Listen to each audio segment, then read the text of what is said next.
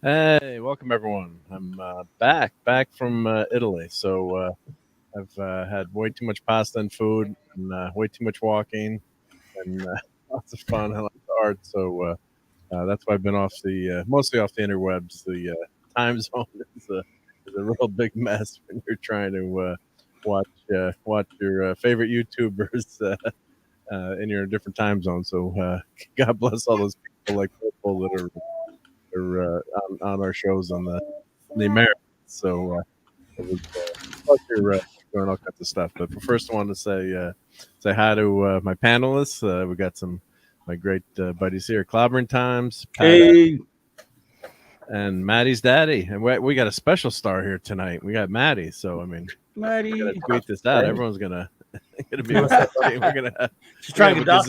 We're gonna trying to dox him right there. Gazillion viewers tonight. She's doxing Steve right there, showing his info. Yeah. Are those your income taxes? What's that? Oh no, this is just my bills, my paperwork. She's showing your checkbook. My notice from that's my checkbook. Yeah, HOA that's saying that they did something we prepare, even though I just got here. So. Hey, Six. Look at Six. Hello there. Hail to Six. Lovely Six. Howdy, Six. You're a 10 in our book. I always. Maddie like that joke. Yep. She likes your joke. She liked the joke. Yep. Actually, Maddie laughs at the most when we were living in an apartment a couple months ago, and we'd walk in the morning from the warm apartment into the cold air. She'd laugh like she'd go, and I had no idea why. The innocence of youth. Yep. Until they're old and they can't take the cold. Yep. She's gonna be spending some checks right there. Yep. Let's put this over here. Can you say hi? And Polly's minion is here too. So and Pupper. Pupper. Oh. Say hi. Say hi. Yeah. Can you say hi to Polly? That could be tough. You say hi, Mark. Hi, Maddie. McAfee's running free stream. Look at J-Man's here. Pop Culture Republic. Hey, J-Man. Pop Culture Republic. Awesome. What's up, buddy? Well, I've been traveling, and I didn't go to any comic book shop, so I failed on that mission. I'm very angry with you on that. But on the other hand, J-Man is now a Blake 7 graduate, so I'm proud. Yeah, as is Raquel. So. I was watching the start of the final season tonight, and that third episode in the finals. That's a crazy episode. There's so much new stuff going on. Yes, but we won't spoil anything for those people that haven't watched it. But I believe that's Traitor. We're speaking of. Yeah, there's a lot of stuff going on in that. That show never stays static, I have to say. But yeah. So, so I had actually watched 4 episodes on the plane right out to finish the third season. And I actually paid for the internet on the plane, $10 to connect to my server. So I was watching Blake 7 from my house, from my server to the airplane. So it's a long trip there. So yeah, and of course I watched the Saturday night Star Trek episodes, and I fell asleep. Not because of you and Raquel, but we understand. I fell asleep. We put you to sleep. It's okay. We understand. We do that. In the middle of at the end of the show, I'm like, with jet lag, I'm a wimp. Yeah, we didn't get your review from the last one. I don't think we. I thought BB-8 was great in that final episode you reviewed. I liked that one. We really liked that episode. That was actually, it wasn't no BB-8. That's an insult to that episode. Bringing up filthy Star Wars, dude. How dare you? So few good episodes of the seasons. Let's give them the credit when they have one. Yeah, no, that was a good one. I mean, the other ones were okay, but no great. It was more character. That was actually a science fiction story. Yeah. The data one was just for laughs. So fistful of datas. Fistful of datas. Yeah. I actually like a fistful of datas. It would be what I was saying is it's kind of okay, but they don't earn an episode like that because they could do many screw around episodes. So, piece of the action and which is great, and Trouble with Tribbles are those are great, but they're few and far between. Usually they're science fiction. So they have a goof off episode every week on that show, just every other week. Yeah, it's like a character-based episode where it's not you because you like the characters, then you don't mind it. But look at her, so cute. She's got a car. Wait a minute. Watch. Let's see if it'll work. Where's Daddy? Peekaboo. Where's Daddy? Where's Maddie? Peekaboo. He loves this game. Yeah, he said 6. He did say BB-8. If it wasn't on the show, I would like put him in timeout. Wait, where's my? I'm gonna put him in the agony booth. Your agonizer, please. Yeah. I like the idea of BB-8's cute. He's a cute robot. How come it's not his fault he's in a crappy movie. There's a reason I want to kick him every time because it looks like a ball. I like the idea. I like the idea. And of course, this was the Sphero robot that was so cool. Of course, there's a flaw in it. The battery goes dead. How filthy would a robot that drows all over the ground would be? Right here, I'll put him in the Coliseum. So here we go. R2 should fry his ass. I mean, that would have been Coliseum. I want to see R2 like fry him with this little electronic zapper thingy. Oh, by the way, Mark, she likes your music. Not the second one, but the first opening. See, she's dancing. Oh yeah, she liked that one. Yeah, she was dancing to your music. She's dancing now. She was dancing. The countdown one. Let's see if I can do just the countdown one. Let's see here. Let's see. Claudia, this one here.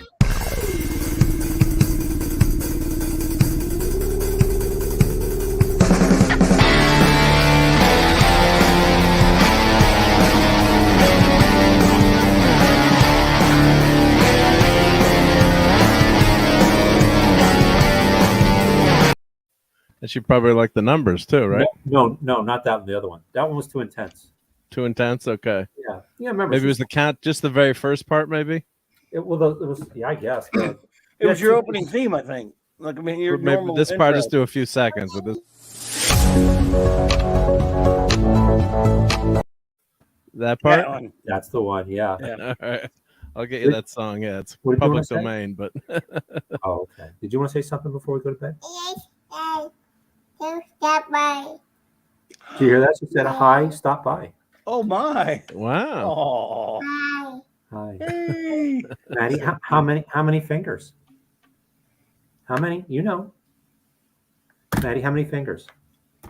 How many fingers? Well, that's not very damn funny. Yeah. I think she's gifted, guys. She counted to 10 today. She's not even 2 yet. Count the fingers. That's not very damn funny. That's mean. Nice. You're suffering from a Vulcan mind meld, Doctor. That green-blooded. Yeah, let's watch our language now. Yeah. Oh, we're typing now. You want to type on a message? Type. Right. Shall we play a game? Shall we play a game? We opened up a new. All right. Come on. You opened up a new tablet, a new web page there, buddy. Uh-oh. Yeah, okay. All right. Let me. Oh, can you calm down? You want to get up? Okay. Delete. Yeah, she knows words like internet history. Yeah. She's spoken words in different languages. She's spoken Chinese. I think I told you guys that. She's dancing. Yay! You see what she's doing? She's saying, "Move your hands away." I can do this. I'm not going to fall. But you're on a table, honey, so I have to be careful. Yeah, don't worry, Dad. Yeah, I'm fine. Woo. they. She's like, never mind the man behind the curtain. Yeah. Yeah, you dancing? Look at you dancing. Yeah. Oh, God. She's a natural. Oh, man. She's a natural. Her mom wants to put her in Hawaiian hula dance class because her mom was a competitive hula dancer. So, she. We need a Maddie cam. Yeah. A Maddie Cam. Yeah. She's looking at the baby. She doesn't know who this baby is, but she thinks it's really cute. Okay, you ready to go? Night night? No, she's too wound up. Too wound up now. No, I was talking about you, Clubby. Oh yeah, well, no, I just woke up. Oh, she is wound up. She was almost asleep, and all of a sudden, hey, Matthew. Pounder. Yep. Matthew. Well, we got Clobber and Pounder. It sounds like that scene from Airplane. Striker. Oh, nobody's ever going to strike you. Nobody's going to strike her. You know, one of the pilots on the plane was Stryker. I can't remember. It was like John. She's like Captain John Stryker on one of our flights. And I'm like, really? Wow. I'm like, where do I know that name from on a plane? Oh my God, and that's I hilarious. remember.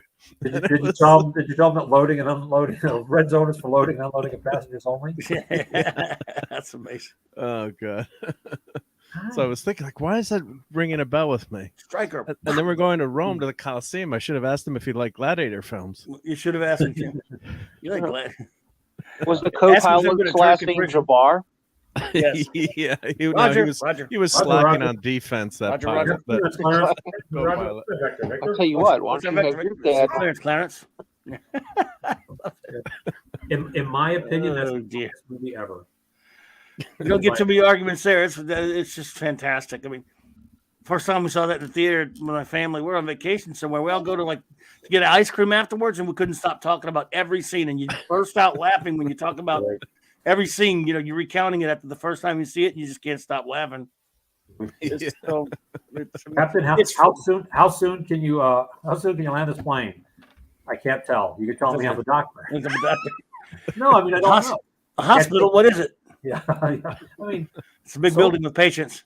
You know, that's actually a remake of another movie, Airplane. Yeah, sure. Yeah, well, some of it's shot for shot. Yeah. Yeah. It's a parody of the film Airport. That's what you mean. No, but there's another one. No, there's another movie where I never knew about it until they bought the rights and the script of the movie. Yeah. I'm gonna DuckDuckGo it right now. No, you're not. He's saying that for cover. He doesn't want to get shin kicked. I don't get the shin kick. Yeah.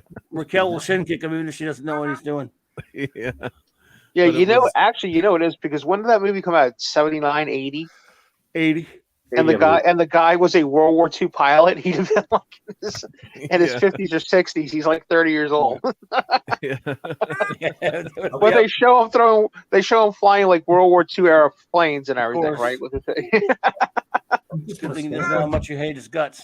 So the film is 0 Hour. 0 Hour. That's the one. Yeah. Yeah, I'll bet you Phantom put it in there somewhere already. Oh, no. Yeah, it's the same plot, does it with comedy. Okay. Yep. No, I have to hold you. All right, guys, I am going to try and put this little monkey to bed. Good luck with that. I wish you the best of luck, sir. Yeah. Give your hand on hold the mayo. Did you hear her laugh at that, Bobby?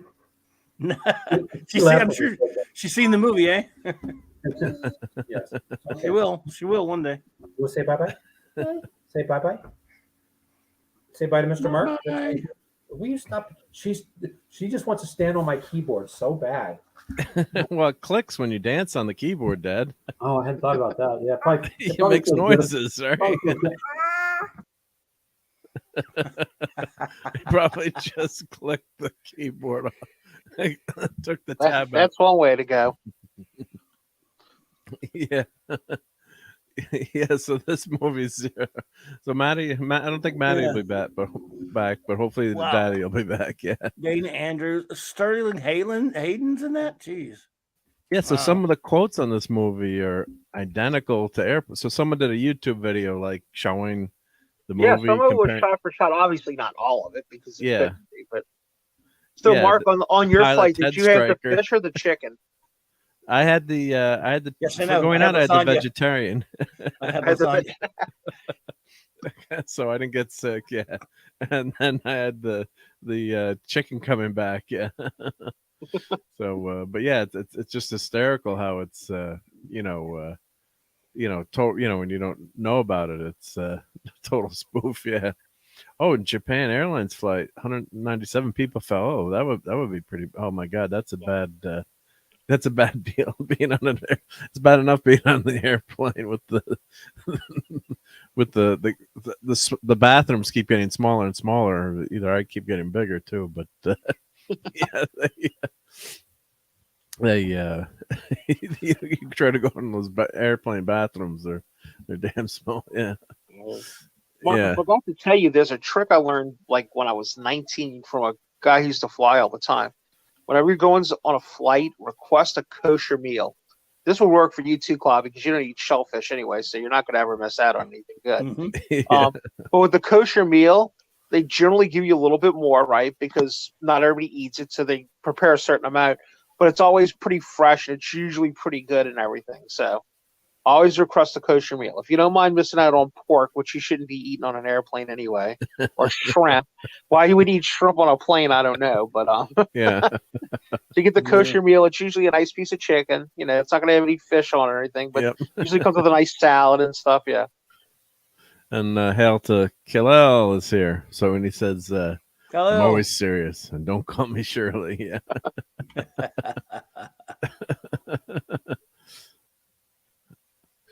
Oh, hey, Dad Man. Hey, I forgot. I didn't read the message close enough. You're early tonight. Yeah, I put new bat time, same bat channel. Yeah. That was hilarious. I just looked. I feel like I got the Twitch notification. That's a good thing with Twitch. I really get good notifications over there. And it was like, I was in the middle of ending a Fortnite match where I just was fishing the whole time. Ended up winning the match with 1 kill. So hey, nice. There you go. So the 4-corner offense. Anyway, how are you gentlemen doing tonight? Who came in? We're doing good, doing good. I like your new makeup, Dad Man. What did? Oh crap! Oh, oh crap! I thought that face was terrifying before. Well, I forgot to change the misses because somehow it keeps. Oh, you look good. No judgment here. You know. Okay. Look. No one judges you here, man. You go. You only live your own lifestyle. Whatever you want. I mean, yeah. I'm wearing a thing hat. I mean, come on. You can move to the French Quarter. You'd make a lot of money during Halloween with that, buddy. Yeah, oh man. Oh wow. Well, I have to keep that in mind when if we need some more money. So. Anyway. So what's? I'm sorry. Like I said, I apologize for coming in late. You missed Maddie. You missed Maddie. I saw a glance of her when I saw it on Twitch, and I was like, I gotta get over there. So well, that's okay. She's got a bedtime, so. Yep. That's good. Well, she will now. She's all riled up and was dancing. So we'll see. There you go. Well, anyway, welcome back, Mark. Yeah, it's great to be back. Yep. So we got to play some Fortnite a little bit early in the day because I woke up at 6 a.m. this morning because of the stupid jet lag and the way your timing gets screwed up. Well, we definitely have got to get Clobby back into the game, but now that we have tanks. Yeah, he can be our tank driver, Clobby. You're welcome. Exactly. And Pat S, the offer's still up on Pat S. So hey, if Pat S shows up, I'll show up. There we go. That's a fair thing. No, that's a party. Oddball was my favorite character in Kelly's Heroes, so I could probably do a tank. That might be kind of cool. I like the haunted tank from comics. Oh, that's right. Yeah. Well, they even have a machine gun turret up there too. So you drive and you fire the primary cannon, and somebody else has a machine gun. So it's a lot of fun. Yeah. So what was that movie with? Wasn't there a movie called Tank years ago where a guy gets really mad? He steals a tank and he James Garner. Right? Yeah, with James Garner.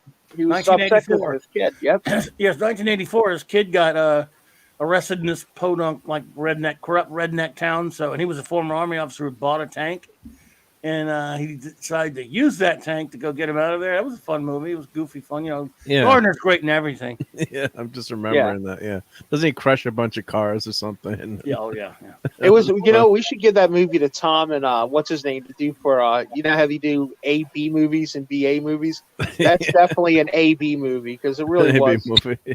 Well, Gardner brings everything up an extra notch, right? Gardner's fantastic. God, what a great one. He's awesome, man. When he certain TV actors, well, certain actors in general, even that they're big on TV or they're big in both movies and TV, and there's something about them. No matter what they're in, they are just. I mean, and on TV, there's nobody bigger than James Garner, and a couple other guys, and he's on multiple great TV shows, Maverick, and then Rockford. Yep, Rockford's one of the greatest shows ever. Yeah, I tell you, it was 100%. What's his name? Steve McQueen's movie, but Gardner's part in Great Escape. The Great Escape was just him and the doctor from Halloween were just that. What a great pair and duo, and him as that as the scrounger was just. Oh God! And on Rockford, every time they would reference his army career, he was a scrounger. He was obviously it's not the same character, but they just did that. Great Escape is one of the greatest movies of all time, too. I mean, I love that freaking movie. Steve McQueen's fantastic, but he's great on Rockford. And did you ever see a movie, Support Your Local Sheriff? Yes. No. One of the great comedy westerns of all. James Garner. I had Lee Anthony Davis is here. So Lee Anthony Davis, hello. And it wasn't as good as Highlander 2, of course. You're not qualified to comment on Highlander 2, J-Man, because you've never had to sit through the theatrical cut. When you've sat through the theatrical cut, you can comment. You could comment on Highlander 2, buddy. I have got to watch that. I need to watch the original then and then watch that one. No, I don't know if they still sell the original. They might have burned the tape. Mrs. was a big fan, so she might have had it somehow, some way. So just to collect the whole set, yeah. Well, actually, the funny thing was one of our first dates, we ended up seeing that one. I can't remember the name. Couldn't have been Highlander 2 because you might not have got a second date after you took her to that. We might have been. Well, we might have been busy back in the back of the theater and that movie, from what you guys are saying. But hey, well, that's about the only way you could give that movie a good review. There you go. It was the one with Mario Van Peebles, and I don't know if it was the third or the fourth one. Okay, that's the one. Like 90, I think it came out in 94. We saw it 95. So yeah, that's just normal bad. There's normal bad, then there's Highlander 2 bad. That's a special kind of bad. J-Man said you can only get it. He has on VHS, but you can't get the original Highlander 2. Yeah. Really? Don't surprise me. Yeah, I don't know if they ever came out. So there is some justice in the world. So you're saying there is someone looking out for the universe after all. If you make the Highlander 2 theatrical cut unavailable, could be a God after all. Yeah. Yeah, but that same, and then you've got the devil keeping us from the original cut of Star Wars. Yes, my original. It works both ways. I have my original tape of that on VHS. Yep, gonna wear that sucker out. Now people are auctioning off VHS tapes unopened now. I still have mine of those Star Wars. Yeah, like my VHS, but they're open. Yeah, the sealed copies. They're they're works of art. You know what else? You know what else sells big? Is old Laserdisc, because they were so big and the artwork on them are really nice. I have a friend who actually frames some. He gets them and he'll frame them, and they look really good.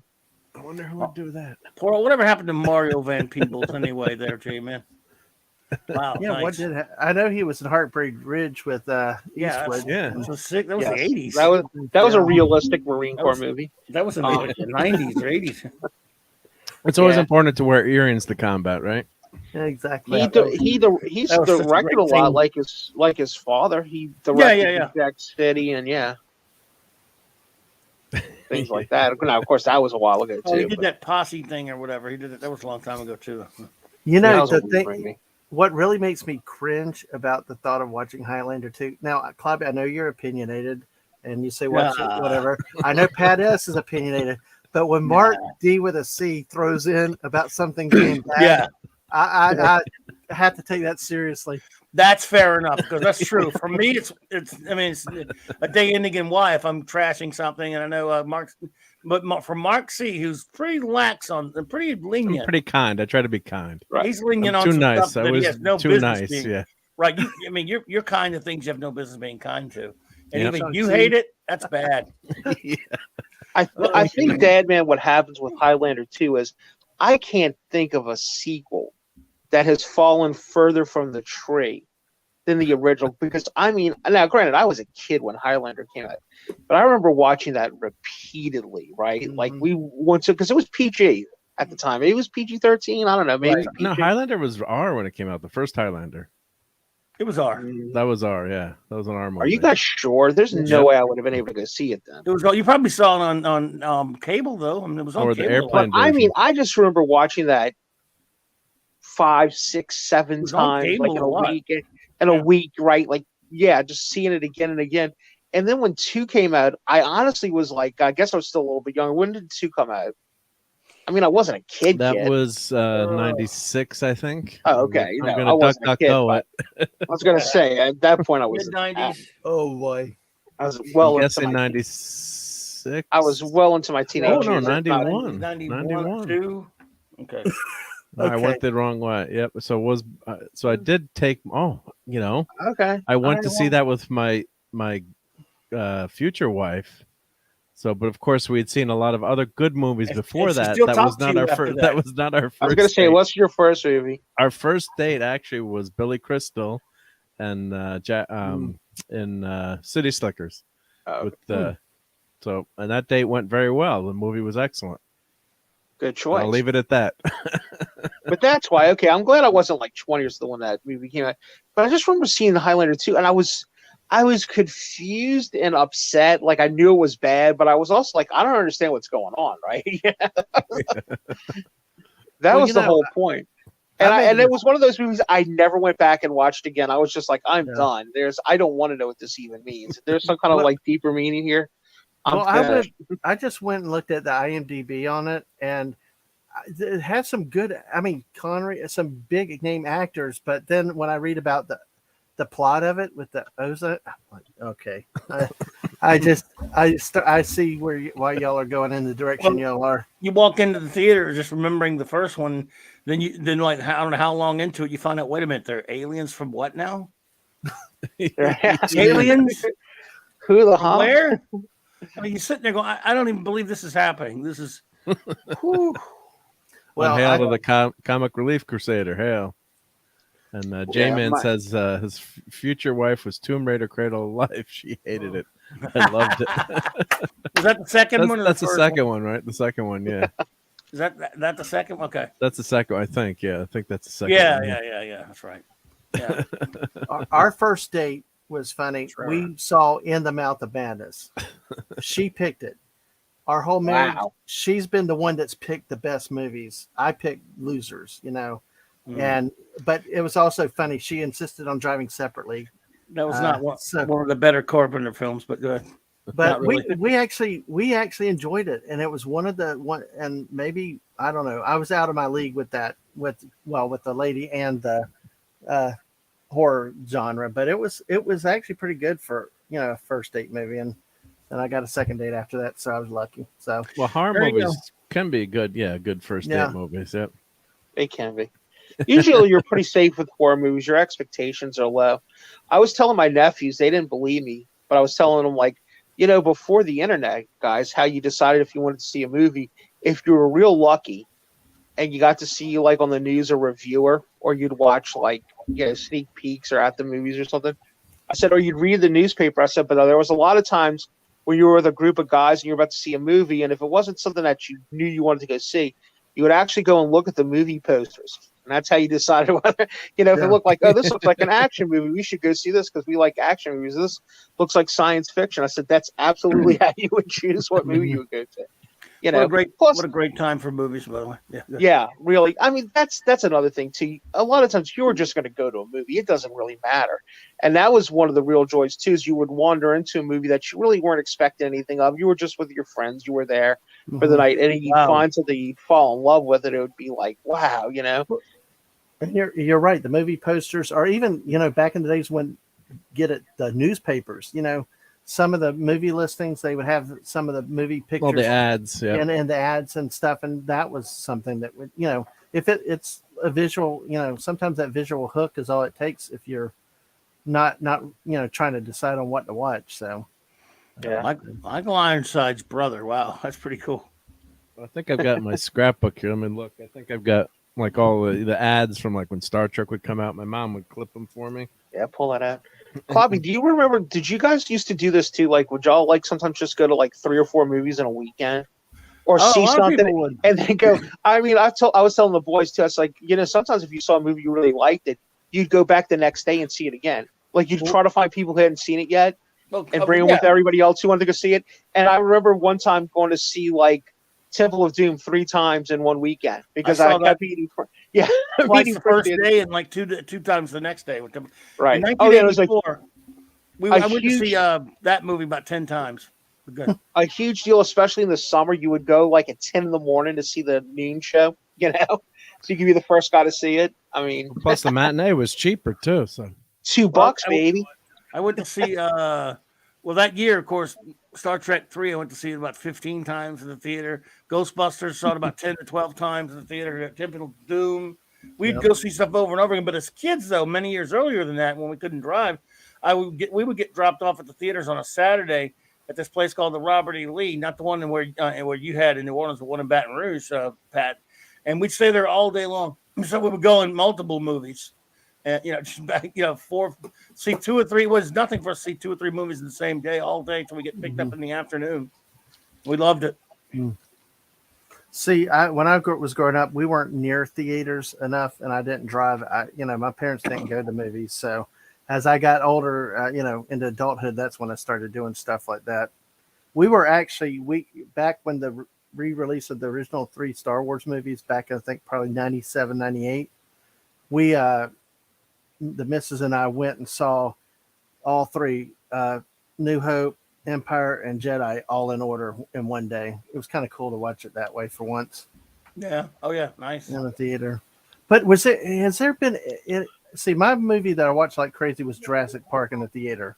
But is there any particular movie any of y'all really hated? I mean, obviously Highlander 2. Is there any other movie that you really, when you got done watching it, you really just, it's like you needed a shower, or that you just hated it's like wasting the time? Me? Never. Yeah. Oh, never. Okay. Yeah, right. One of the most angry I've ever walked out of a movie theater was probably Return of the Jedi in 1983, the first time I saw it. I was very upset. It's one thing to go see a movie you just don't like. Yeah. A movie when you're waiting for, you were anticipating that much. This is supposedly follow up after you've waited 3 years. Right. Imagine you're a 19-year-old kid and you've waited 3 years to see what happens after your favorite movie of all time, Empire Strikes Back. You've seen 1 million times already, and it's only 1983. And you're running a comic shop, and everyone's going nuts. The fervor is into the stratosphere for this movie.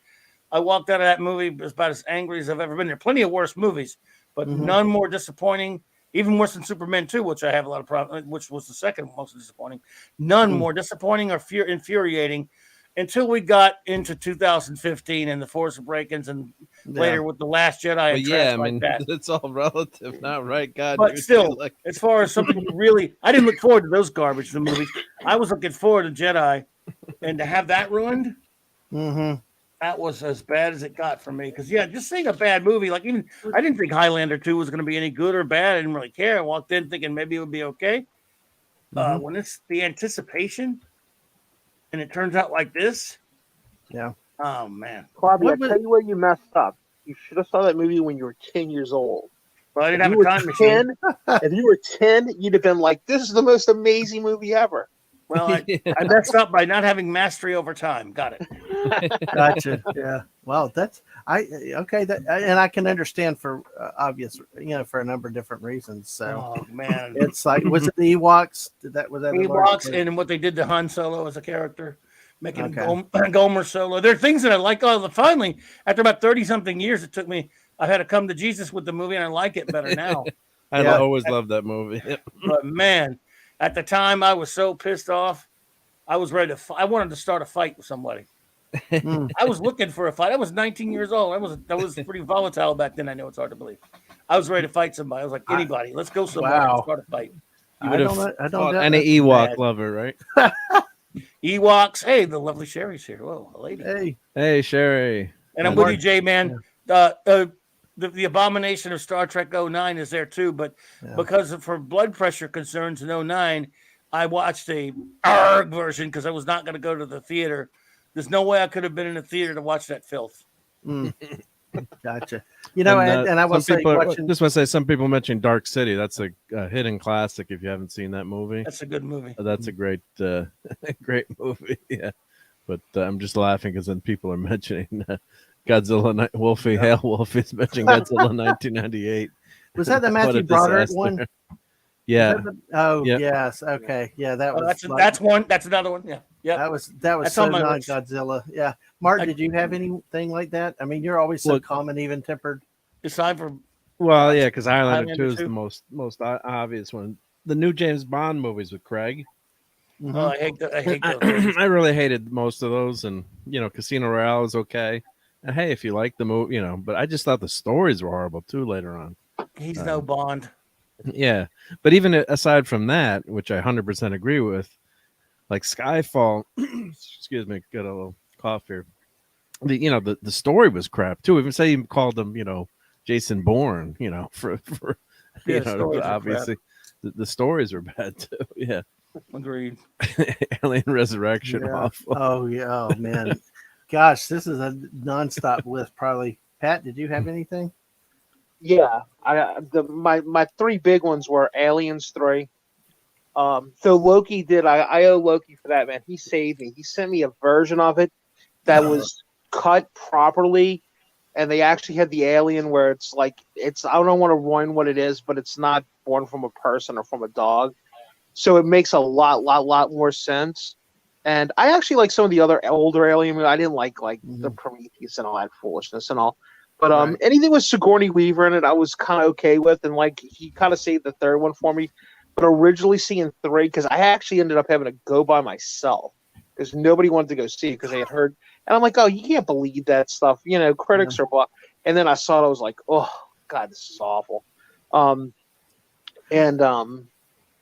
the big one for me was Phantom Menace was really disappointing and not what I expected. And I thought it was simplistic and childlike, and I didn't like it. And I thought the story was stupid. I'm like, they're setting themselves up for a lot of problems in future movies. But I like the other two. I like 2 and 3. I like 3 a lot, and I like 2 better than most people. So that kind of that softens the blow. And now that I'm older and I've seen, because boy, I could tell you. I don't know if you guys have this story, but I could tell you when Star Wars died in my universe, and that was when Leia force floated back to the bridge. And I was with a friend of mine who honestly would go see maybe 2 movies a year. He's a historian. He's an intellectual. He's not, but he loves Star Wars. And he looked at me and he actually went, in a very audible voice. He doesn't talk during movies. He'll whisper and but he said it just as loud as I'm speaking. He went, "Oh no!" And what he meant was, this is ludicrous. This is ridiculous. And when he said that, I had been thinking this isn't good, and then it just hit me as like a brick wall. And the rest of the time I'm watching that movie, everything I'm in my mind I'm seeing it. I'm like, this is stupid. This doesn't make sense. Why would you keep that from your head pilot and one of your bridge guys? Why would you, and I started doing that whole thing in my mind and everything. And you know what? I should have tapped out when they killed Han Solo. When they killed Han Solo like a punk bitch, that should have been it for you. I was going to say, I should have, but you know what I did, Claudia? In my mind, I said, well, Phantom Menace they're stumbling. They need to get their legs. I was not one of these people who, some people tell you, oh, well, I fell for it. I thought it was an okay movie. And I didn't think it was an okay movie. But I was willing to be forgiving about it. Mm-hmm. But boy, was I wrong. The first one to admit it. And then the third one for me, y'all, was really a real bummer. And it's not a terrible movie, but when you consider what 1 and 2 were, the masterpieces they were Oof, The Godfather 3. Oh man, was that a bad movie for me? Because let me tell you, that was one of those movies we would sit around. Now, I mean, we were not kids who went and saw that movie in theaters and stuff. I wasn't even born, I don't think, when the first one came out. But we would watch that like religiously on videotape, and in college and everything and all that. And when we went to go see 3 on opening night, and we were just like, this is just, it was not anywhere like the other two. And it's still an okay movie. Like, if you look at it by itself, it's not a bad movie. Pacino's performance in it was pretty good and everything and all that. But it was just like, oh, man, is this a stinker compared to...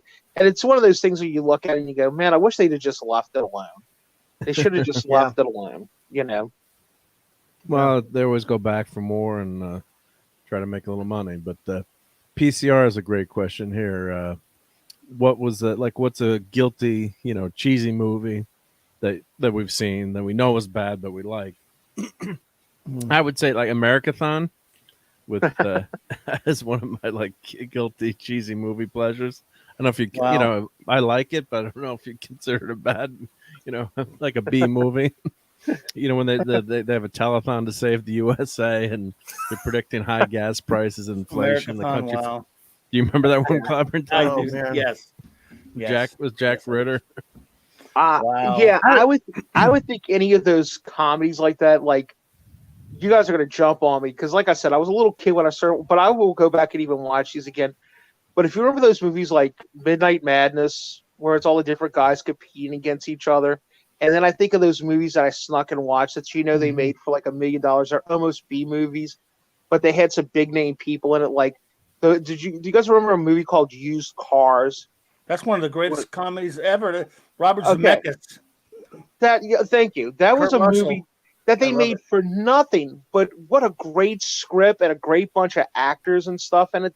And some great character actors and stuff and everything. But if you saw that movie today, you'd be like, this movie's dated. This movie looks like crap. Man. But it's. I grew up in the car business. My dad and we all went to see it with a bunch of car dealers when it came out. Oh God! Oh man, they loved it. You could have made a documentary on that, Clobby. That's pretty impressive. They had some references in that movie. That's why they all loved it. Like, wow, it really is like. They even used car dealership terminology that you'd only know from working in the car. Some of it, but yeah, that Robert Zemeckis. That's one of. I mean, that's the movie that launched his career. He did a movie called "I Want to Hold Your Hand" about the Beatles, which was pretty good. Then he did that, and then boom, he. What did he do next? He did "Romancing the Stone," which was great. That's a great movie. Yeah. Back to the Future. Then Who Framed Roger Rabbit? The other Back to the Future movies. That's an unbelievable. I've always said that's one of the best runs of any director in terms of. A consistent great movies. Absolutely. And then a lot of the cheesy fake 80s sci-fi movies like The Destruction of Jared Sin and things like that. And Delta Force and was it Delta Force? Was that the one with the flying motorcycles and stuff? Or am I thinking of something else? Oh man. They always just advertise on the comic books all the time. Yeah. Yeah.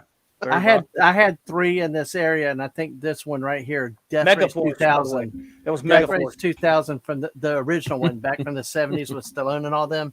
That was great. But the motorcycle film thing was Megaforce, by the way, not Delta Force. Oh, Megaforce, that's right. Yeah, Megaforce. Thank you. Yep. With the LeMay jumpsuit. Bostwick, and Princess Gambata. Yeah, I had with Death Race 2000. Maximum Overdrive. Do you remember that? Yeah. It featured AC/DC music and the possessed trucks. That was hilarious. Stephen King and Bubba. And a more recent one was Moonfall. That was just out. Everybody's trashed it. I know Mark, this is science, would probably hate the science and stuff with it, but it was just a good disaster movie. That's a new movie, right? Yeah, it was just out a few months ago. I think The Last Starfighter is a great movie, but yeah, because a guilty pleasure. Yep. J-Man cracks me up. You know why I love J-Man so much? That's because he's a cool dude. He's got everything, man. He loves it. He watches it all, and he just doesn't. He puts his money where his mouth is. He doesn't say, "Oh, that was pretty good." That sucker, if he liked it, if you mention it, he has it in his possession, the physical copy. That man is a superhero to me, J-Man. Robo Jocks. Yep, that was the Robot Jocks. Yeah. Robot Jocks. I remember they announced that in Starlog magazine for like years, and we didn't know what the hell it was. It would just say they're making Robot Jocks. And then it didn't even make it into theaters or whatever. Yeah. It's not a bad movie, actually. Yeah, with the Mech Warriors. Yeah. It may have played at some theaters, but I mean, for it Yeah. was just like I think it made like straight to video when we finally. What's it? J-Man has robot jocks. Yep. Oh, those are fun. Yeah. It looks weird when you put it like that, though. I'm trying Now to we're think both- of some other guilty, cheesy, By the way, fun movies. Yeah, a lot of them are science fiction too. With like, What about they mentioned Night of the Comet, but there was Night of one the Comet. close to that Chopping Mall.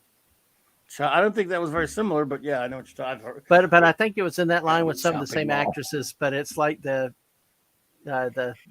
everything goes haywire and the robots go crazy. I don't Was it know. a horror I know movie? I've heard of it, yeah, but I don't know if it. I was going to say I'm not great on horror movies. Me either. I remember after I know getting it. into. Look at that. Okay. You name it, he's gonna know it. J-Man. He probably owns it, man. That's what J-Man is the man. That is really a guilt. If you ever get to watch it, it's just hilarious. It's one of those typical 80s movies where all the young people couple up and do all this, and then the robots like come out for revenge. Be right back, guys. It's Okay. Thanks, if you Pat. haven't seen it, it's worth kicking the tires on if you just want a mindless thing. The Return of Captain Invincible. You know what I like about you saying that, Phantom Outsider? Because you're the only other person other than me that knows that movie. This was a Filipino movie. I don't never heard of that. Yep. Adam Arkin, Christopher Lee. It was a superhero spoof musical that has got to be seen to be believed. It's hilarious. No way. And on my old show, I used to have there's a song in the film, a big production number in the film, which I played I used to play all the time on my show because you could play anything you want. And it's a one-word song. You know how Batman is one word from the TV show? I don't want to say it. I won't say the whole word because it's your show. I don't want to curse on your show, but it's the word BS. But you know, Yep. whole song of the President of the United States singing, and that's the only lyric in the song, and he's singing it to his cabinet. And it's a great number. I won't say it, but yeah. And that's a crazy, insane movie. Return of Captain Invincible, Filipino. Awesome. From the I gotta look Philippines that up. again. Remember, Adam Arkin plays this broken down old superhero from the Golden Age who got disgraced by the McCarthy trials or whatever after being a superhero in the 40s. He comes back, and like I said, there's even some really crazy like musical numbers with Christopher Lee, who's hilarious in it, and nobody knows about it. There we go. Now, Let me show them. J-Man would like the Return of Captain Invincible. There we go. Let's show this. And another guilty movie, Eight-Legged Freaks, which was one of Scarlett Johansson's First early movies. Yep. huh? Yeah. Yeah, hey, But that's with the girl from Sliders and Carrie Wurr. Carrie who's Wurr. gorgeous. Oh Love her. man, Love She's her. in that. And Remote David Control Arquette. MTV. Love her. Yeah. Oh, by the way, I see what you're saying about Jay. Man, I've looked at he liked In the Mouth of Madness too. So yeah, Yes. sounds really cool. This is a fun Runaway with movie. Gene Simmons. Oh, that was a good one. Yeah. Oh yeah. This is a fun, ridiculous movie that we got. This came out in '83, but we only got it many years later on VHS. Get straight to VHS because it never made theaters here or whatever. When did the first one come out? What? The Captain Invincible. It's the only one. There's no first one. There's the only one, but that was '83. But we didn't get it to a few years later when it started to hit video stores in the late '80s or mid '80s, early whatever. So yeah, it's pretty funny. Alan Arkin's very funny in it. He was great. That's great. He was a great actor. So did I miss the talk that we also talk about Condor Man and Yeah, Remo you missed Williams? that. We were just talking about Condor Man, and you totally missed it, dude. Well, I asked you about Condor Man the other day when you were on one of your rants, and you were like, "I don't think we're getting a Condor Man sequel." I'm gonna go out on a limb and say we're probably not getting one, and if we do now, you don't want it, buddy. 40 years in the nothing making. nothing against Condor Man. I'm just saying. Oh, you mentioned Remo Williams. A buddy of mine a couple years back sent me the Blu-ray for that for my birthday for some weird reason, and I hadn't seen it since '85, and it was more fun watching it this time. You know, again after all that time than it was back in the theater when I saw it. And yesterday, a buddy of mine stopped by. I hadn't seen it in a couple of years, and he gave me the Blu-ray to the Phantom, Billy Zane's version, because I didn't have the Blu-ray. Wow. And I love that. I love Billy Zane's Phantom, by the way. I don't care who knows it. There he is. I still don't understand how Buckaroo Banzai wasn't a huge hit. I guess my mind just doesn't work right. Because when I see that I movie love to that this movie so- day, It was only ahead still- in certain dimensions, not all of them. The Eighth There we Dimension. And when I saw it, I only got to see it 2 times in the theater in '84 because it lasted like a week. And I've been looking forward to it on and Starlog. I became my friends and I became so insane for Buckaroo Banzai. We joined the Blue Blazer regulars, the Worldwide Buckaroo Fan Club. We got all the stuff, what little there was of it.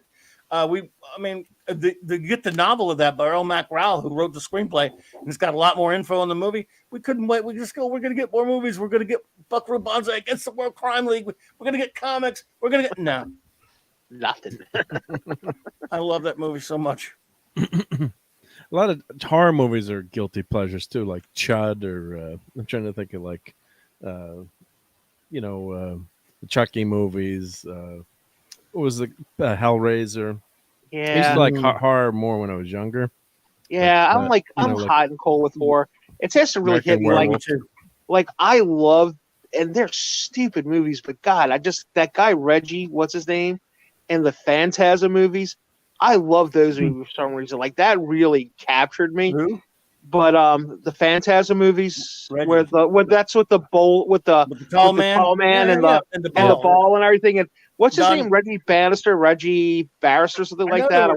They were directed by Don Coscarelli. Yeah. I don't know. And I just like really gravitated to that. But I remember like going to see the Friday the 13th movies with my friends and stuff and all, and I was like, man, this just isn't for me. I'm not. It's like seeing the same movie over and over again, you know. They had back in the 2000s. There was a couple of Buckaroo comic books, but they looked at it took forever. By then it was too late. You couldn't get that soundtrack forever. Tough to Here, get, yeah. and we wanted it so bad, and they wouldn't put it out, and they finally had like fan boots of it and mixes you can get in certain places and stuff. The Buckaroo soundtrack, you couldn't even get a damn soundtrack on it. The only piece of merchandise back then was the damn novelization. It was ridiculous. They marketed it almost as bad as John Carter was marketed. That's right. Yeah. And that was They trash. never should I have love called that that movie. John Carter Warlord of Mars. What a They should stupid have called name. it. They just called it John Carter. They didn't even say Warlord of Mars. They would have been better if they just should have been Princess of Mars, like the first book, or something like that. But I love that movie. The title did not help. No, it was just called John Carter. It could have been Pete Smith or something like. Yeah. A movie called Joe Smith is out. Let's go Plus- see that movie, Joe Smith. Plus, the marketing was so bad. Yeah. Well, it happened during the Disney Civil War. Yeah. A real one. Yep. Unfortunately, I yep. love that movie though. And now they're Revenge talking, of the Nerds. That's a guilty pleasure movie. Yeah. It is. That is a bad person movie. Now that movie is blacklisted Well, yeah. because it One has of my buddies, his dad was the second unit director on that movie. that somebody called Nick Weiser. That is a toxic femininity Tuesday movie, man. Which one? Revenge of the Nerds. Yeah, Oh, my God, guy's yeah, that's channel evil pulled now. He already did I Animal guess, House. I guess, unfortunately, some of my. Did you guys watch the Animal House on Toxic Tuesday? Or Oh, was I that did- good? Great I didn't get to episode. see it. Yeah. did some of the photos that we're not supposed to go through get through on that broadcast? Or I got to talk to Nick. It sounded like some of them did. I didn't know. Mark, I kind of like I'll play games and stuff while I'm watching those, but I was really paying attention to that one pretty heavily. I don't remember anything not going through that.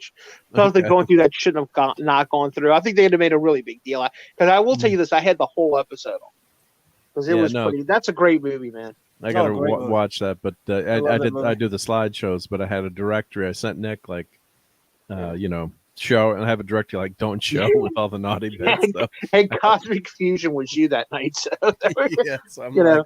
It's pretty late. I don't know if you want Cosmic Fusion driving your forklift after 7:00 at night. So I don't know if you should make a yeah. But Claudia, where were you, dude? You like to quote that movie backwards and forwards. You must have had something going on Tuesday. I love it. Tuesday night is the only day I don't have any streaming to do if I don't get invited to on something. So I just kind of try to stay away from the desk on some days when I don't have to stream because every other day I'm here so much at this damn desk is killing me. So sometimes I kind of force myself away from the desk. So I think I was probably forcing myself to watch something for a change rather than being here. I hear you. He had a good crowd though, man. He really did. I know. I wanted to be there. I came in. I missed it. I think I must have. I don't know what happened exactly. Tuesdays are try to be kind of out of it though. Sometimes I do go on with Tom or something like that. But actually, Tom didn't stream Tuesday either, so that's why I didn't.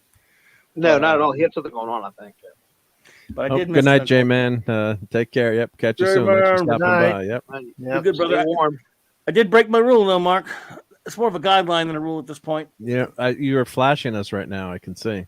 Yeah. This is the greatest figure I've bought in so long. I can't even.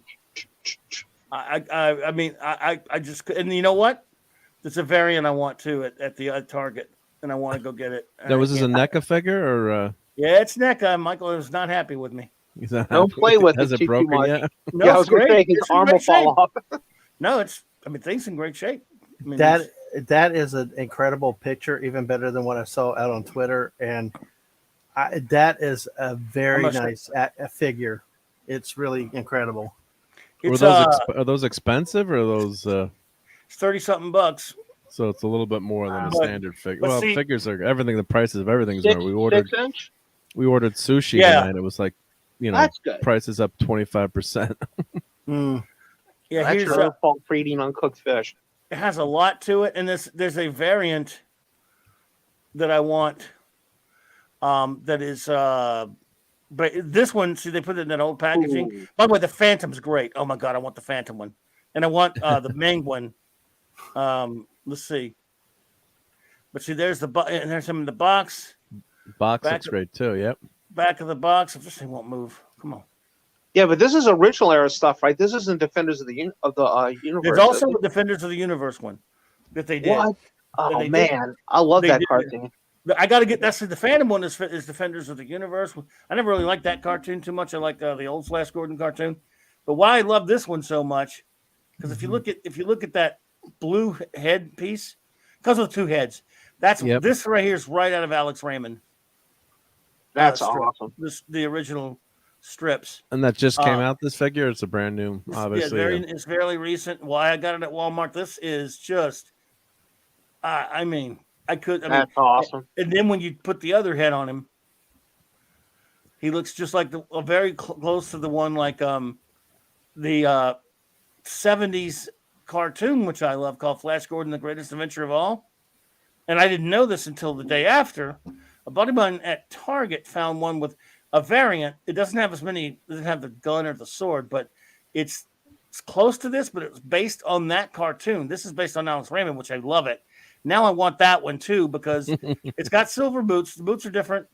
It doesn't. I think it does come with a gun, but it's made to look. And the box art is right off those old late 70s figures based on and called the cartoon. And yet they put Greatest Adventure of All in there. For those who don't know, the Greatest Adventure of All was a TV film made in 1979, TV animated film of Flash Gordon that they later based the 80s about that. Yep. Which I love. It's one of the. I mean, if you watch that movie, The Greatest Adventure of All, it's a movie. A Flash Gordon movie that adapts Alex Raymond beautifully. The cartoon was chopped up and based on that later for the Saturday morning a year or two later. But the movie called The Greatest Adventure of All is the one I love the most. And now I want that one. I'm like, I can't justify. I've already got this one.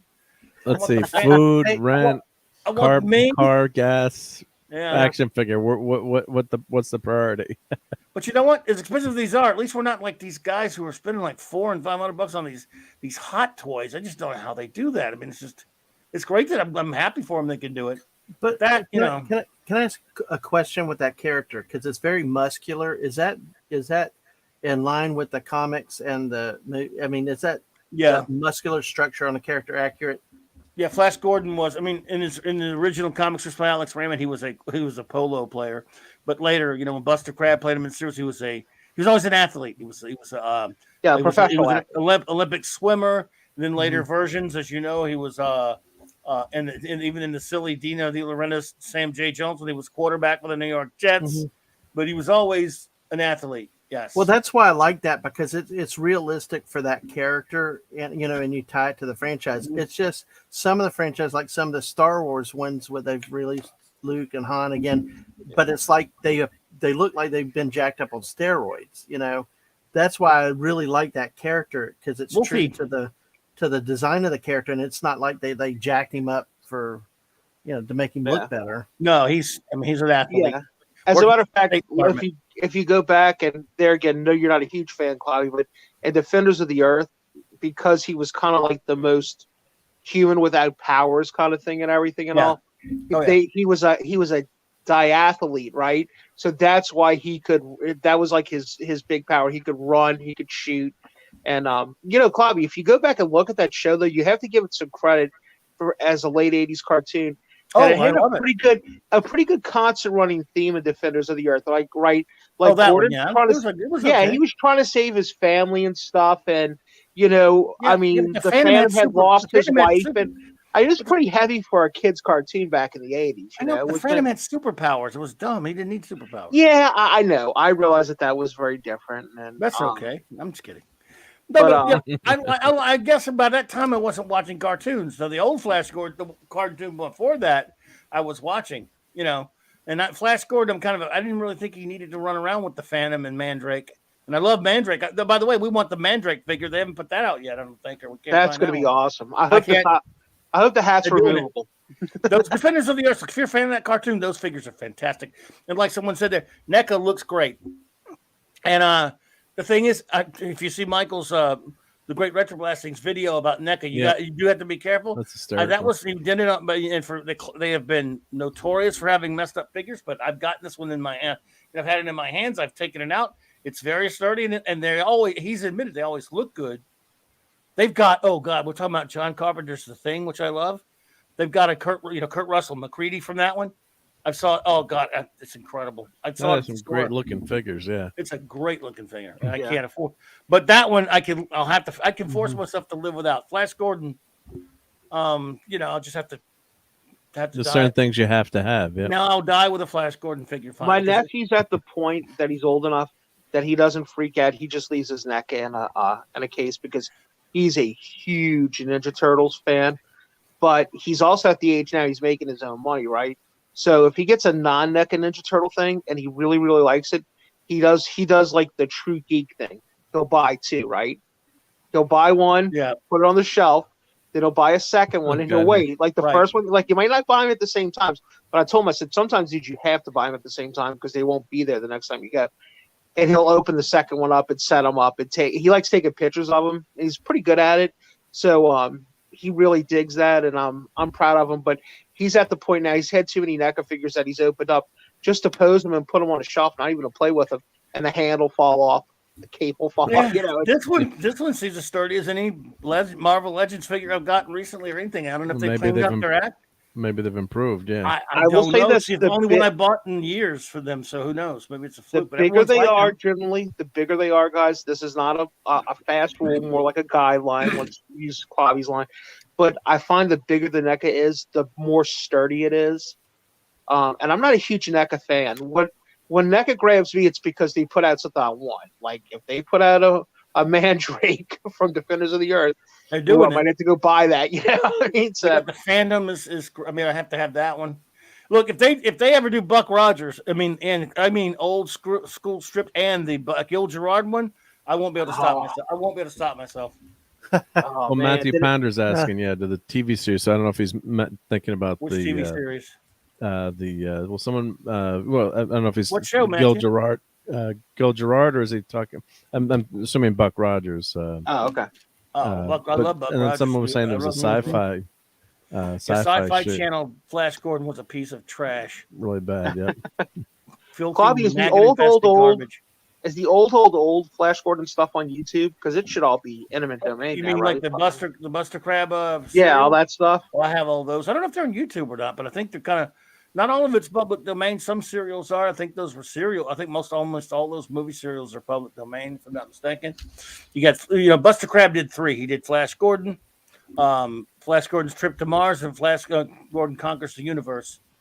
And they're like all 12-parters. One's a 15-parter, I think, maybe. And you could probably, I think they're dirt cheap, and you can, Buster Crab was great. Buster Crab, that dude played Buck Rogers, Flash Gordon, and Tarzan.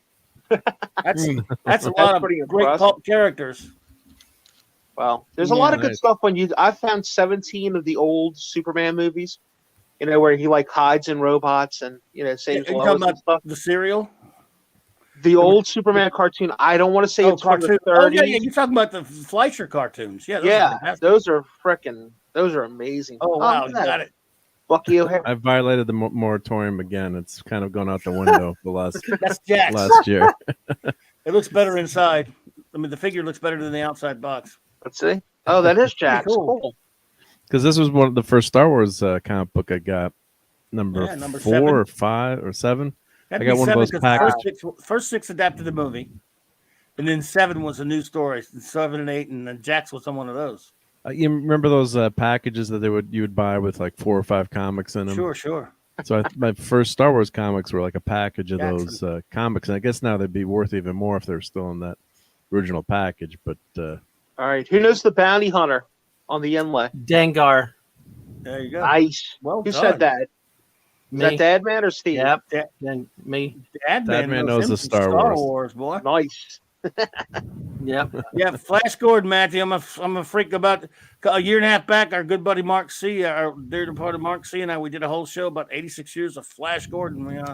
Not too many people even know him or care about him anymore, but man, I love Well, that's a shame because he's an interesting character. He really is. him. Yep, I'll that's have a to cool do a figure. quick review of this. I guess I saw pop him out of Jackson the recently box. at a store and called Second and Charles. I should have got it. Oh, Second and Charles is Second in Charles and Covington. Well, Yes, I got sir. this on I put it on order on Best Buy, and then I never got the damn figure. So I got to make sure if they charge me. You pre-order stuff.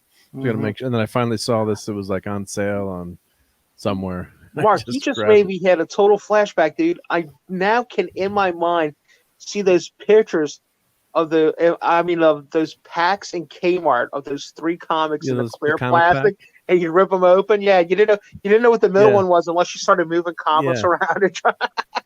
Yeah. Yeah, no, it was, and I was asking back then. It didn't have the barcode on the bottom and the bottom left. It was just. Then I'm like, what does this mean? Does it mean it's worth less or whatever? I was trying to figure out the printing, but that was meant it was, I guess, not in a comic book store, so or not in a retail store, but yeah, those are some of the first. And then you read it, you're like, what does this have to do with Star Wars? This is crazy. Yeah. I have a Snake Plissken figure. I think that's the old ass NECA one. It's pretty good, but it's NECA, and I think that one's. I mean, I don't think it stayed, and I don't think it was. It's pretty that sturdy. But I love. I have that snake. I don't think I ever bought a NECA that I know I was buying a NECA until this one, because I heard Mike talk about it. I'd seen them all over. I may have had some like in the early 2000s, just bought them not knowing what the company was because it was cool. Like they had a. I think they probably made the Ash figure from Evil Dead, which was a brittle piece of crap. The figure looked great, and I think I had a Snake Plissken, and I don't remember if I may have bought a Taylor from Planet of the Apes. Beyond that, I don't think I've really bought anything by them until this one right here. Yeah, I don't own any NECA figures at all. I don't think so. I'm only speculating that those were NECAs. I think they were. I'm not really sure, to be honest with you. If this is the first one I knowably bought a NECA, and I wrote to Mike right away and asked for his forgiveness. I mean, I love you, Mike. He's like, and he just made fun of me. I'm like, yeah, I know. Yeah, had to have it. Yep. Yeah. Did you keep it in the plastic or did you take them out? Hell no, I don't leave boxes. Even NECA, if I buy a figure, it's coming out of there. And it seems just as sturdy as any Marvel Legends I've gotten recently when I was breaking my rule. And in about a week, another rule break coming in that they're about to, I think next week they might be shipping out that Captain America 20th anniversary. I ordered that. Unbelievable. You did too, huh? I ordered that. Don't tell the wife, please. Yeah. You've been enabled. A little bit taste of your own medicine. Yeah. That's Couldn't resist. That's an amazing fig, and it comes with so much. I ordered that, and I ordered the Invisible Woman clear and the Johnny Storm. I ordered the variants of Johnny. Nice. So I've got all the figures now in that new FF line, I think, except for the new Doctor Doom, which I had bought already anyway. And I think I'm missing. I think I got every. Oh, I got to buy the regular Sue and. I can't even know I don't even know what I have now. A new Doctor Doom again? Or the one from last year? Yeah, they came out with another Doctor Doom. It's the same sculpt but different packaging. Oh, okay. Yeah, but it looks almost identical when you Google it. It's look here. I'll pull it up. Let's see, FF figure line here. You know, I just did a video on them, but when you buy your 2-pack of the Snake Plissken and Driver, and you're hoping it's Ernest Borgnine with a cabbie cap on, and it ends up being Steve Buscemi in a pink Cadillac, and you're all bummed out because it's not going to be worth anything in 2 years. Yeah. So, by the way, Dad, man, that's another big depressing thing from Escape to New York to Escape to L.A. Oof, what a bummer of a movie.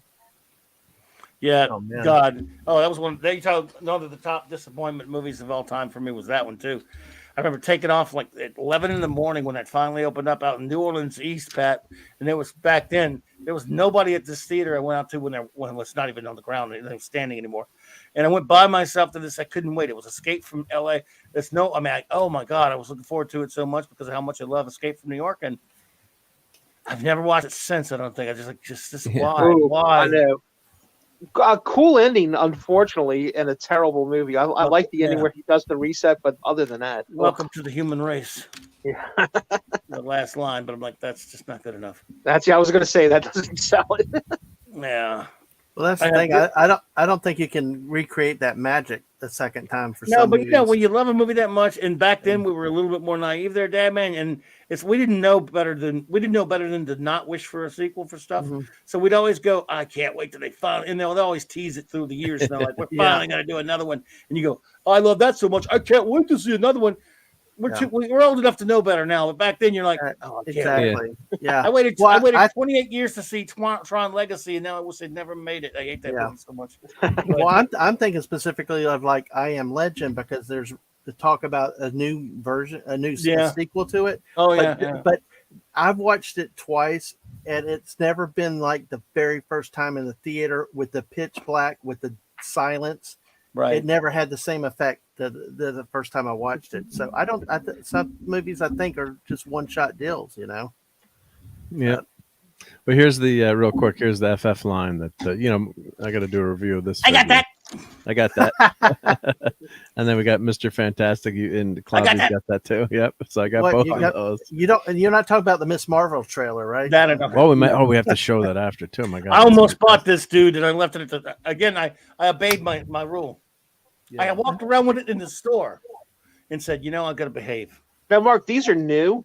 These are brand new, yeah. So they're for sale now. I love the packaging. Looks like something out of '88, man. I love it. That's from the old Toy Biz. Keep the card, man. Keep the card. They're marked Hasbro. Yep. So then you got the torch fully flamed, and you got those have been out a while. Yeah, and then I just got these. So I got the invisible. These are exclusive. So fully invisible Sue, and half flame Johnny. So you can take the flames off. And then Dr. Doom. Now there's this Dr. Doom. I got to show. There's two versions of Dr. Doom. That's the one I got with that packaging. Yeah. But then, and of course, the High Evolutionary. He's awesome. Oh man, I know you got that. Damn it, I wanted to get him. And the this Psycho one, Man looks so good. Psycho Man. Yeah, I did a review of these. But the old one, remember, it did come with a pretty good piece. Like the little all that stuff it came with was. But that is better. Yeah. But there was another Dr. Doom. Let me see. I think there's another Dr. Doom figure here. Another one coming out again? Why? Yeah, they're different. Let me do Dr. Doom. There was an all-white one that they came out with, too. Yeah, that's Emperor Doom. I didn't get that. Did you get that thing? No, I didn't get that. I should to be completist. Why should you? No. Yeah. No, don't be complete. When it comes to action figures, you should never be completist. Yeah. They will kill you. Yeah, so there's this one, that all, but it's kind of cool looking in a way, but I don't know. He's in the snow? I mean, what's going on? I don't know what his deal is. I got to admit, even though I don't like that comic or don't care about it, that's kind of something cool looking about that. I'll admit it. But yeah. Even though it's from a shitty Airsets comic. So that is Where's Herbie figure. and She-Hulk? So Herbie came with that other the Walgreens Sue Richards, Invisible Woman, a couple years ago. There again, if you were a little kid, Herbie was really cool. Only because Kirby created him do I accept him, and he was with it, and it was kind of cool. It was kind of cool to have one. The cartoon, it was idiotic because he was replacing the Human Torch. Kirby's last Marvel creation, sir. I know that. I'm not even a comic book fan. That is true. Fact check, true. I've been meaning to tell you something, and especially with the Hulk here, Jack Kirby, in the standby line at Universal on the Hulk ride.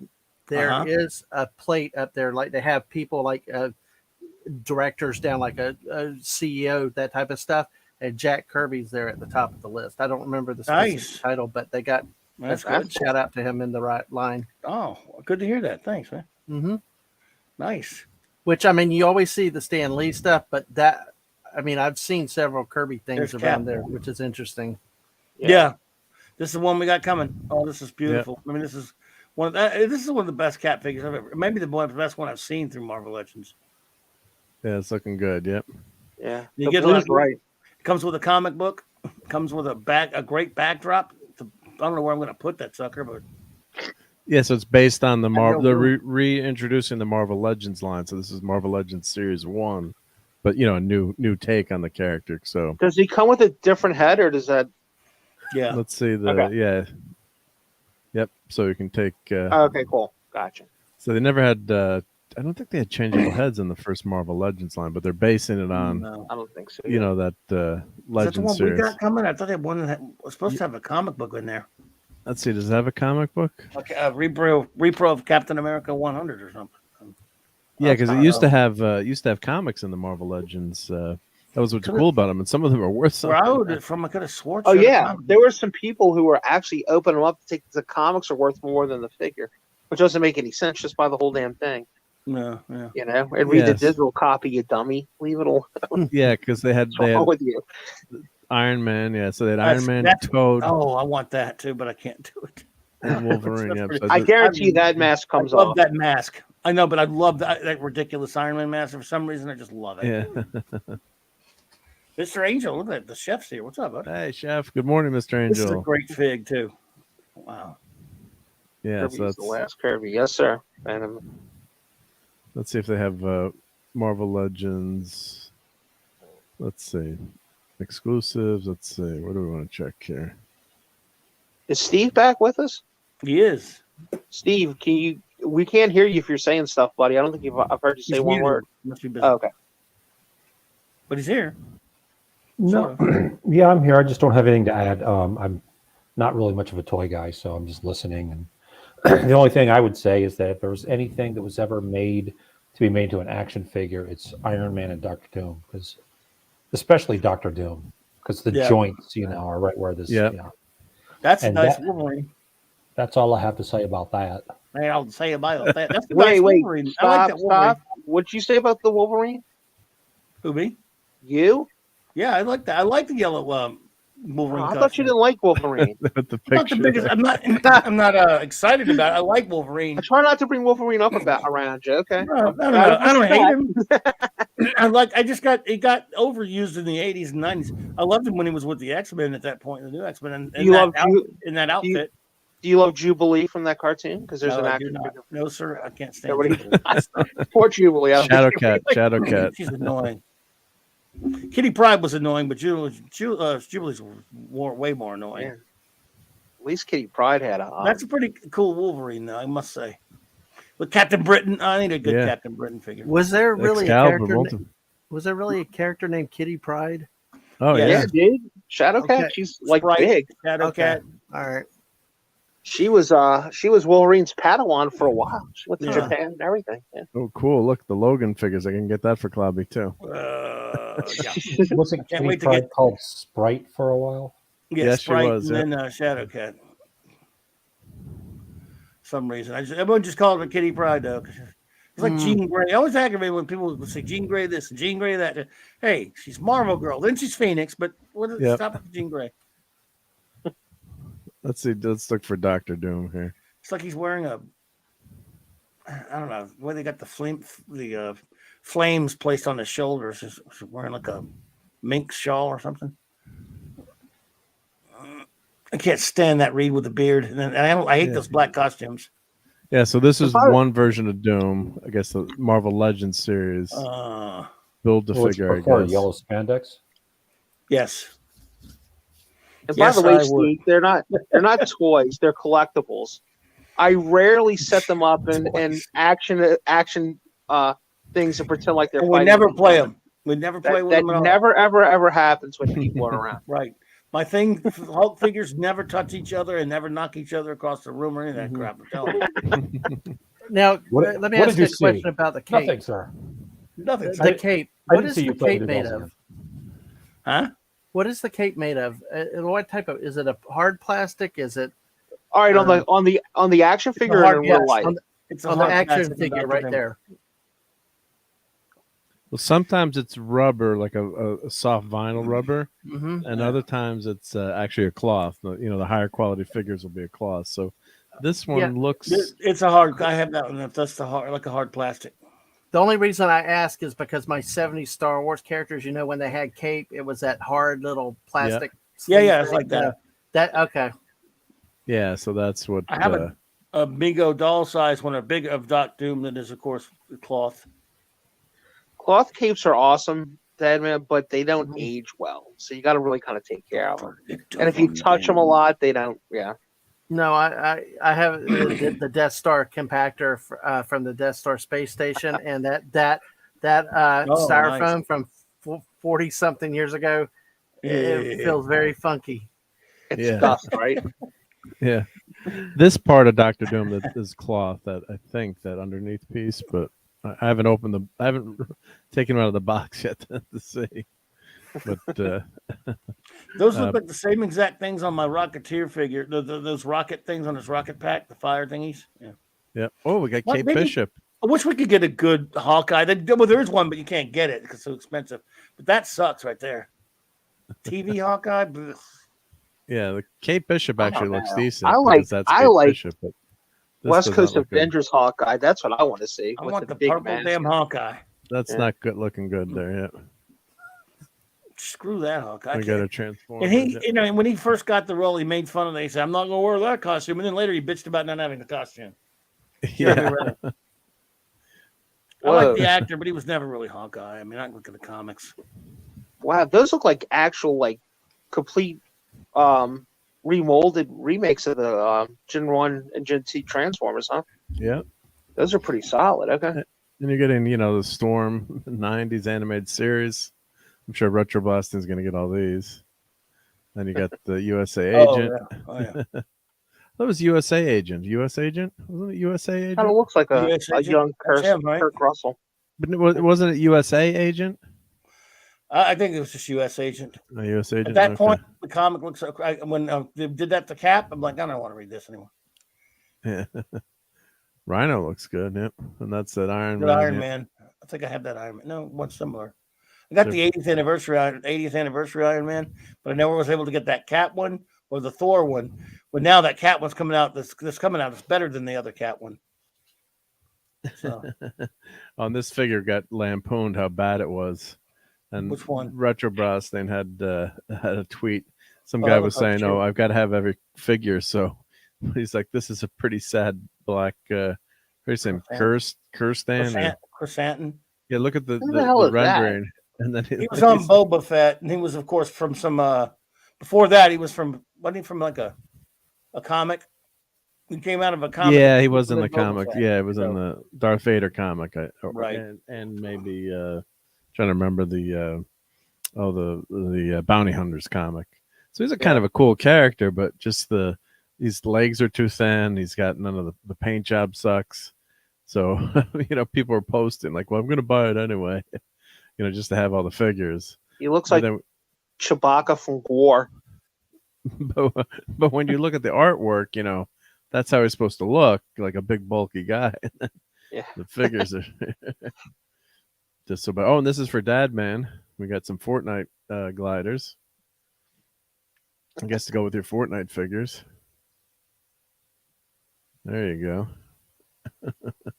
But I mean, there's just so much stuff now. It's just so amazing with and there you go, Dad Man Dengar, who we mentioned before. So pretty cool catch there. So Dad Man could get a Dengar figure. Those Empire Strike Back Bounty Hunter action figures were so awesome. I remember playing Star Wars and everybody wanting, the Bounty Hunters. Yeah. You had to give them as a set. So yeah, so these are all pretty good looking figures, I gotta say. I mean, you get Boba Fett's throne room, the Dark Trooper. Yep. So yeah, some cool stuff here. So, and you can get Maggot these days, right? We can get a Maggot action figure. There we go. Havoc. Siren, I should say. Siren. Sorry. Yeah. So, and Ghostbusters. I did a video on these guys. I broke down and ordered those too. That's a pretty good price, Mark. I don't blame That's a good price. Yeah. Yeah. So it's amazing what they offer now for, all these figures. I thought you had pictures from your trip, dude. Oh, Well, yeah. Let's do for that. Steve. Yep. Yeah. Steve's back now. So let's get rid of these boring action figures. Stop enabling people.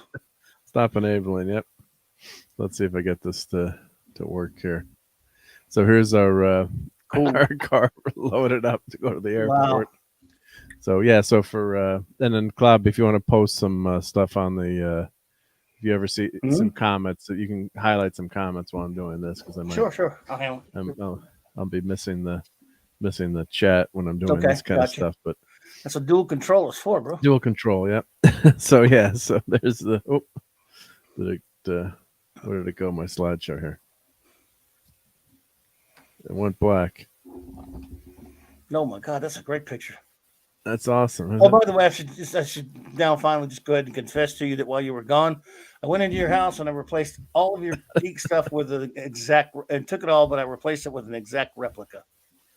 So I won't know what it is. Yeah, everything. So you'll never be able to figure out what was. Never, you won't miss that, right? Yep. That was that old Stephen Wright. Yeah. I got home and I felt everything in my house had been replaced with an exact replica. And I turned to my friend and said, I can't believe it. Everything in my house has been replaced with an exact replica. And he said, do I know you? I know you. I love Stephen Wright. Good. Or maybe was that a video? Was that why that was? Mm-hmm. Maybe your thumb's over the lens. Yeah, no, it's I bet you brought your thing hat with you, because I went looking. I did actually look for that and I couldn't find it, so I figured you couldn't find it. Yeah, that was the only thing I was really going to take anyway. Now, why is the slideshow not? It's the first one showed. The first picture showed. It's not a slide. I'm just trying to show the pictures on the screen. There you go. Yes, my name is Captain Jean-Luc Picard, and this is a picture presentation from my good friend. What is his name? Mark C with a G. Yes, so please tune into Star Trek Picard every night at 9 p.m. Central Standard Eastern Time, and then it won't be on because you have to have a special pay service. Go proceed with the pictures. I'm sorry, I didn't mean to wake up. Good. Sorry. Oh, poor Patrick Stewart. But oh my God, that show put. And now they're letting people slap him. That guy's like 98 years old. What is wrong with you people? If you break that, man, it's not like you can go get another one. Good Lord. I know what's happening. These are videos. That's why. So let me let me just go. So it's showing an MP. It's trying to show the MP4, but I guess it doesn't work in the slideshow program. It doesn't like the MP4. So let me show those separate, because that's kind of fun when you land. I was just showing that. So let me grab that. Sorry, minor technical difficulties, but that's all right. Mark, could you technically join the Swiss Guard because you're pops? Oh, Swiss Guard is really tough to get into, actually. So that's you're half Swiss. Actually, yep, but it's not easy to get into that. Let's see. I think this is yeah. Despite their clothing, they're actually pretty tough. Yeah. So that's all right. Let's do this. Yep. So here we go. So this is just shooting the camera out the car when you get there, but everything in Italy is just so damn old. I thought you might want to be full screen, huh? Yep, is that showing? Yeah, let me put myself. I did that. I did it. No, I switched to full screen. Thank you. Because I forgot you're not looking at. You can't look at the screen. Yeah, I can't look at the screen. Actually, if you need something, let me know. So this is just some ruins. Going by I think is that kind of near the Coliseum. I can't remember now, but just there's all this old ancient ruins that are just around the city or incorporated in the city. So there's history everywhere. And, they just don't have the money to fix it up, huh? Yeah, well, they've actually been restoring it as they go. Some of it are just to keep it from totally crapping out. You've been there recently, Steve, right? Yeah. Yeah, I've been there twice. In let's see, I think 2017 and 2019, I think. Okay. Recent. Yeah, fairly recent. Look at those little cars, dude.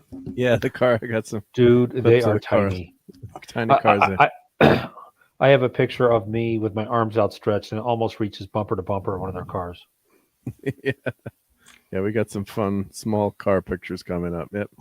That's there are right, some Donald. trucks like that going around, but not that many. It's like the small minibus they have, but just very quaint. But just look at all the buildings. Like every building is gorgeous going by. It's they all look good, and there's some history to them. Man, it looks There's like a New Orleans famous- except for clean. It's actually not as clean of a city as I would have No, thought. I said compared to New Orleans. Yeah, compared to. But The graffiti is bad. yeah, I was surprised by that. I was surprised that the graffiti was as bad as it was. Yeah, it says who watches the Watchmen on every building. But following the garbage truck. Yes, I'll do the videos for. I mean, these are just quick videos. Now this is just this fountain is just so Trevi. amazing. Wow. Trevi Trevi Fountain. Fountain, yeah. Just amazingly gorgeous when you see it. So, and it took like 40 or 50 years to build. The popes kept running out of money trying to build these things. So, and I just and this is another fountain in the center of Rome. Hopefully YouTube won't get me for nudity here coming up, but Well, my word. just gorgeous square here, and there's this beautiful fountain in the middle. That's supposed to represent all the 4 continents at the time that they knew of, or 5 continents, and so it's a famous building in the square. Better than the incontinence. That's right next to the sorry, The Bobby. incontinence? Sorry, go ahead. Yeah. Yeah, that's right next to the oh God, what's it called? Yeah, I'm forgetting the name of the square. I was just there 2 days ago. Yeah. It's not Trevi, but it's right near the Pantheon, though, right? Yeah, as we're close to the Pantheon. Yeah, I'll call up the name, recall the name, but just as all this stuff is in walking distance, and that's La Pieta, and this is just Saint the Basilica, and just that's not a very good footage there. Sorry, but there's all the names of the cathedrals around the world. So St. Patrick's is coming up in New York. But Did you go to the Vatican? Yep, went to the Vatican. So that's inside the Vatican. That's Yeah, St. Peter's Basilica. Yeah, you can't get to it without going to the Vatican.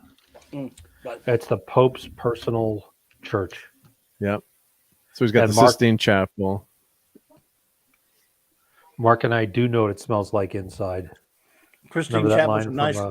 Yeah. Christine Chapel's a very nice lady.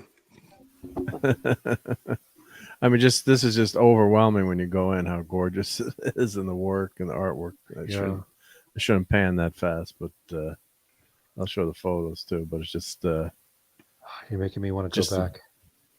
So there's there's scooters everywhere.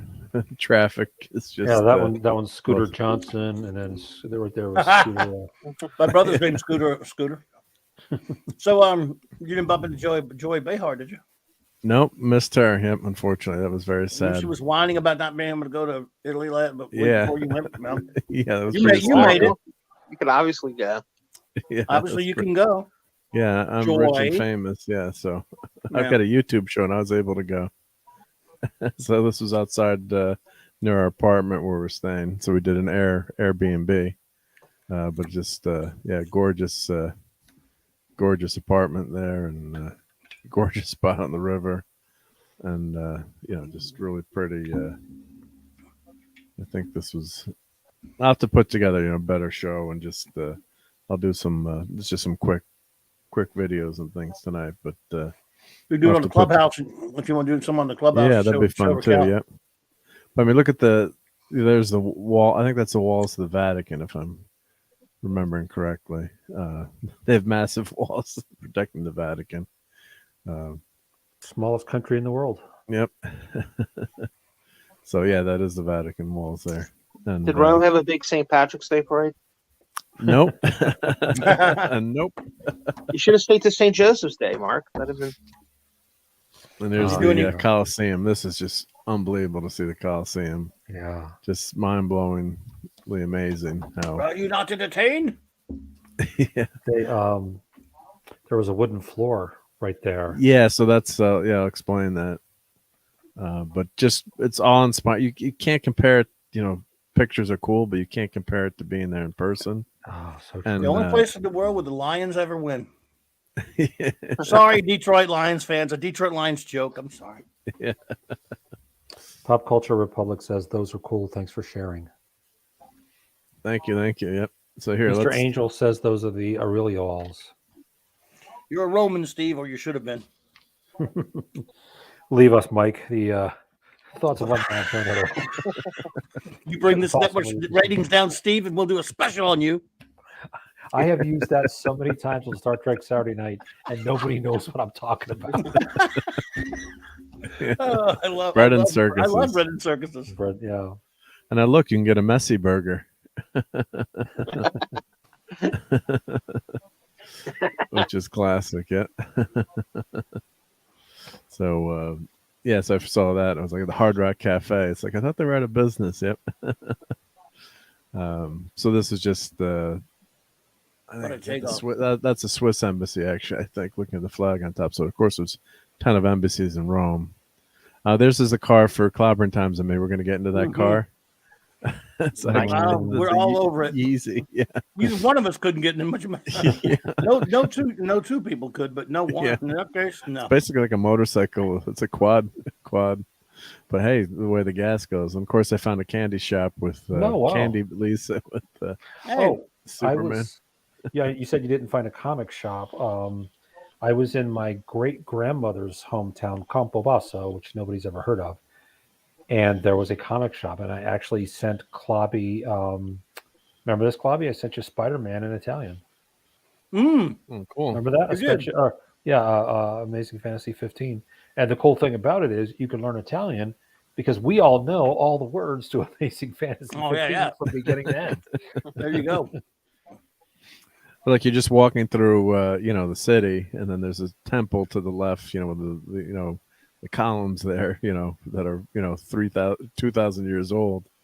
It's just amazing, the history. So some of that building's been, part of it's been restored, but as you can see, but then you can look down and see how where Rome was on layers too. So they kept going on top of each other, as the tour guides were explaining. But and a lot of these columns were taken from Egypt and taken to Rome. I didn't buy any candy. What is wrong with you? Which one's you? I'm on the left there. Oh, okay. That's what I thought. You didn't buy any candy? I don't know you anymore. Yeah. Looks like Italian Superman switched over to boxer briefs too, Mark. Yeah. Mm-hmm. He did, right? Yeah. You better have the damn trunks. Isn't that the way Darwin, what's his name? Darwin Cook? Darwin Cook. There's a Darwin Cook look to it. There's the Pantheon. Pantheon, yeah, this is incredible. I think is that the only church in the world that's ever been pagan, Christian, and Muslim? I don't know if it was ever a Muslim temple, but I know from the dome. The dome shows that it was Muslim. None of the stuff I read about it said it was at any point. They said it was a Roman temple, and then the Pope. The reason it survived in such good shape was that it became the earliest Christian church or Catholic church in Rome. I never read any part, but it was all built together one time. It wasn't built separately. I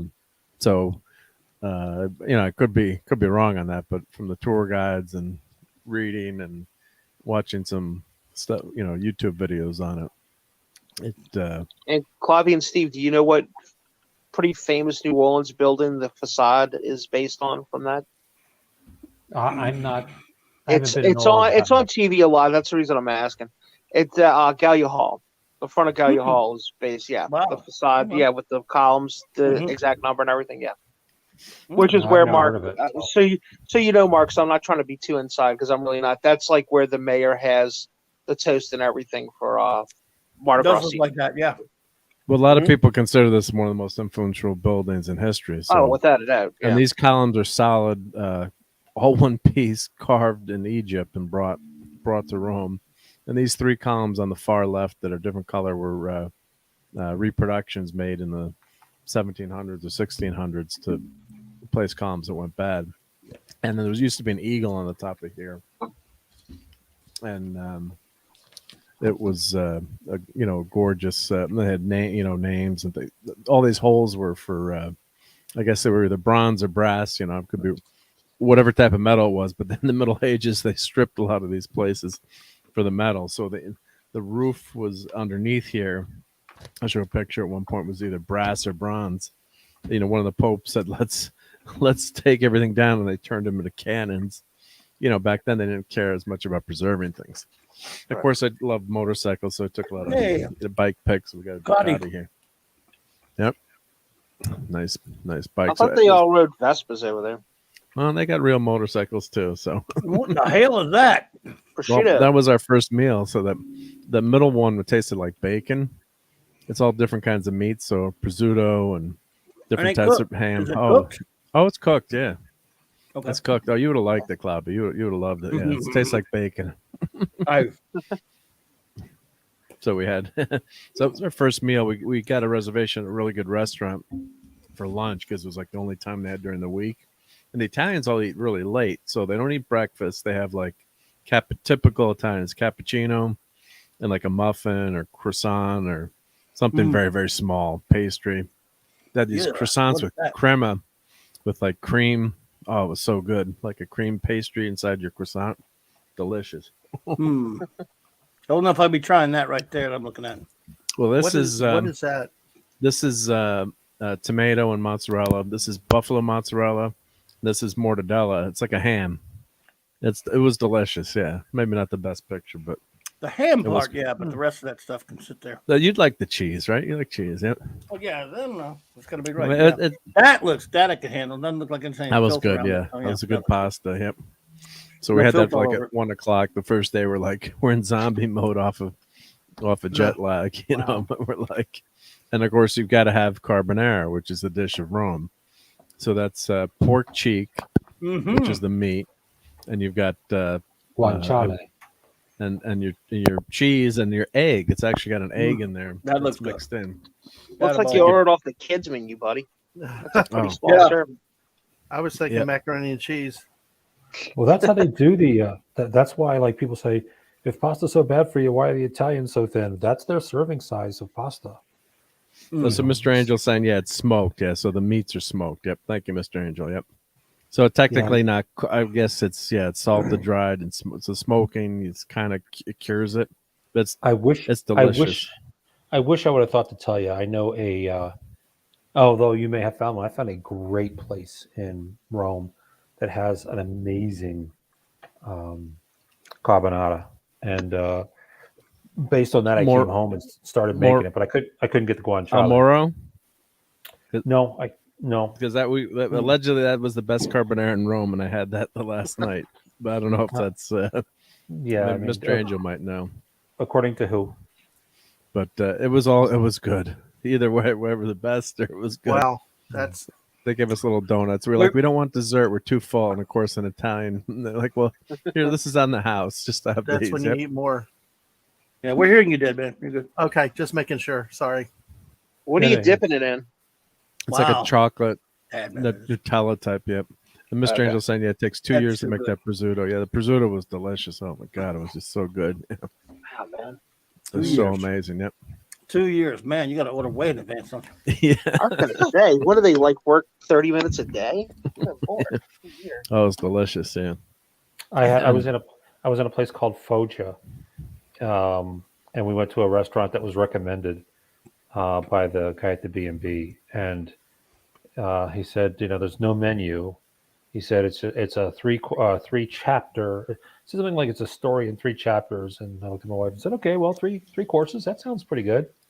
The dude kept bringing out stuff. He must have brought out 30. At first, we were like, he brought out these tiny little dishes like what you showed with the carbonara, or well, that was actually carbonara. And we thought, oh, if we're going to be hungry, we Wow. have to go someplace after that. And it kept coming. We finally had to say, stop. We can't eat anymore.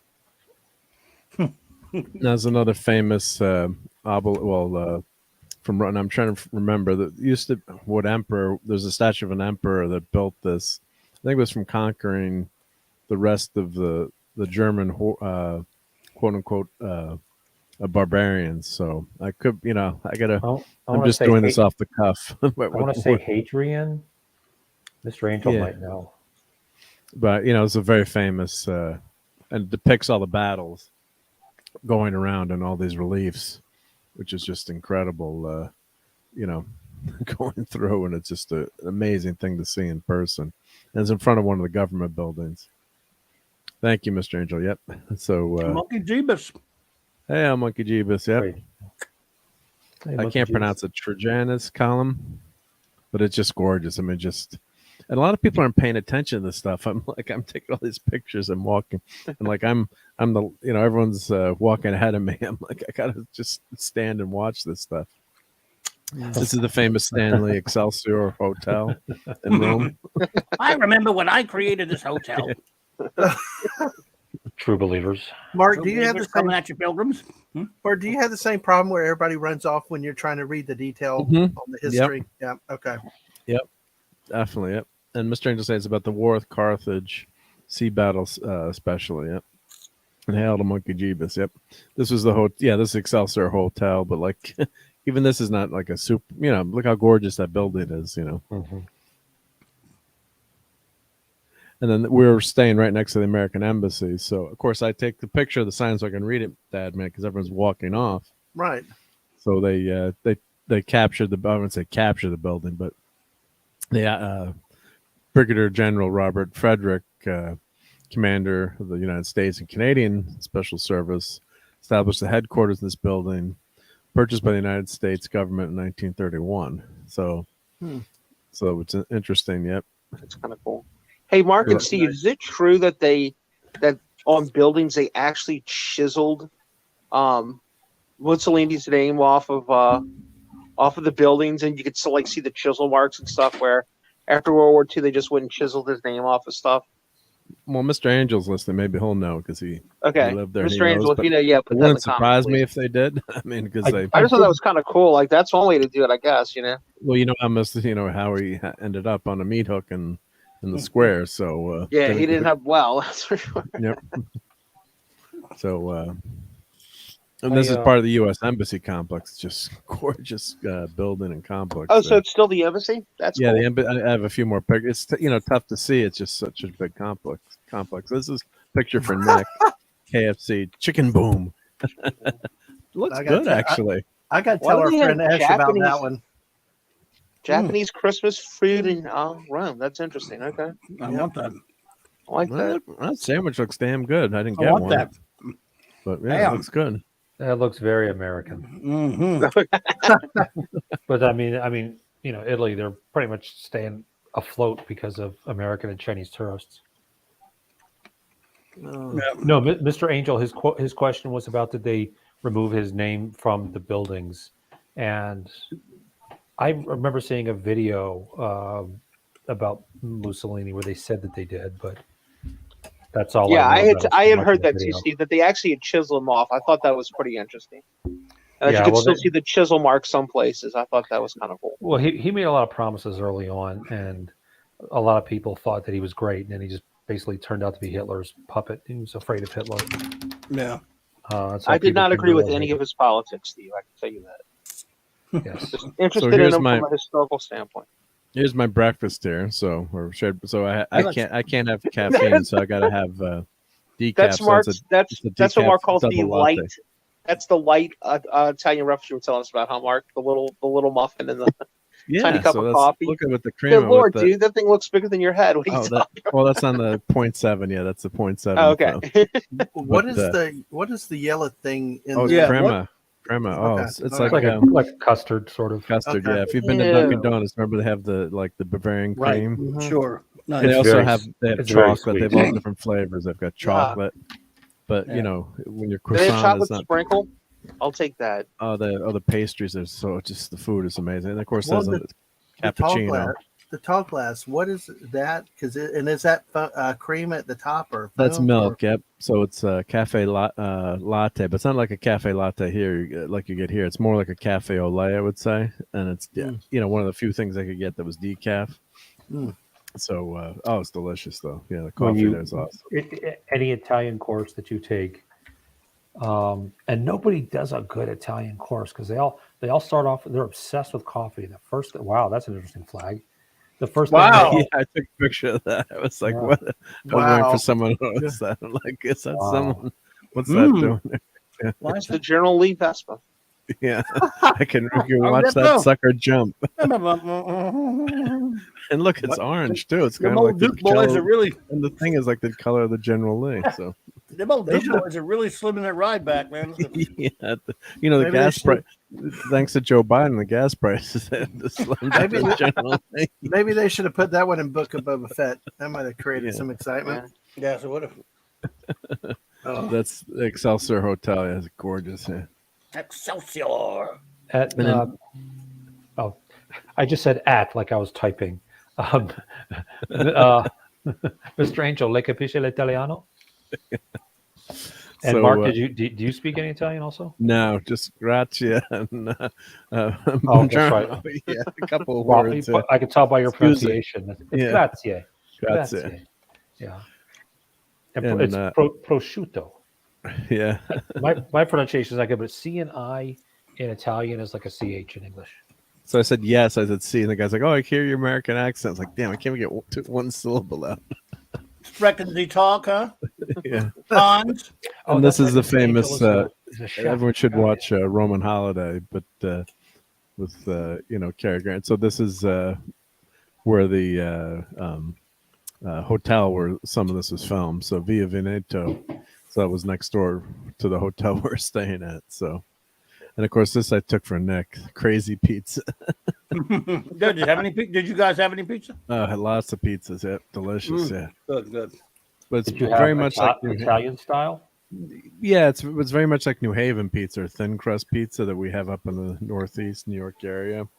Obviously different toppings but very similar. It's a thin pizza. It's not a thick pizza. And this is another car I thought could be for clobbering times. Family vehicle there. Like we could fit and see the roof comes off. So We would need to. it's a great Fiat, so we could stick our head through the roof. So, Mr. Angel, clearly you speak Spanish too because you said "si un poco," which is That's true, Matt. Your brain switched over to Spanish, buddy. Si un po. But Mr. Maybe you said the crust is thin. Yeah, thin crust. Yeah. The pizza that I had outside of Rome, There's one. was very thick, like thicker than anything you've seen here. Yeah, these are all thin crust pizzas. Yep. I wonder if they do Delicious. that. Mr. Angel will know, but I wonder if that's what they do for the tourists. Is that pita bread? No, it's it's kind of like pita. Oh, but you. Oh, My son makes very good pita bread pizzas. Yeah. Made one yesterday. How much cheese was on that? Was there a lot? Yeah, it's not a huge amount, but a good, decent amount. Yep. Well, It just all comes together well. Looks like there's no sauce on it, is what it looks like. Yeah, that was a white. Yeah, it was a white pizza. Yep.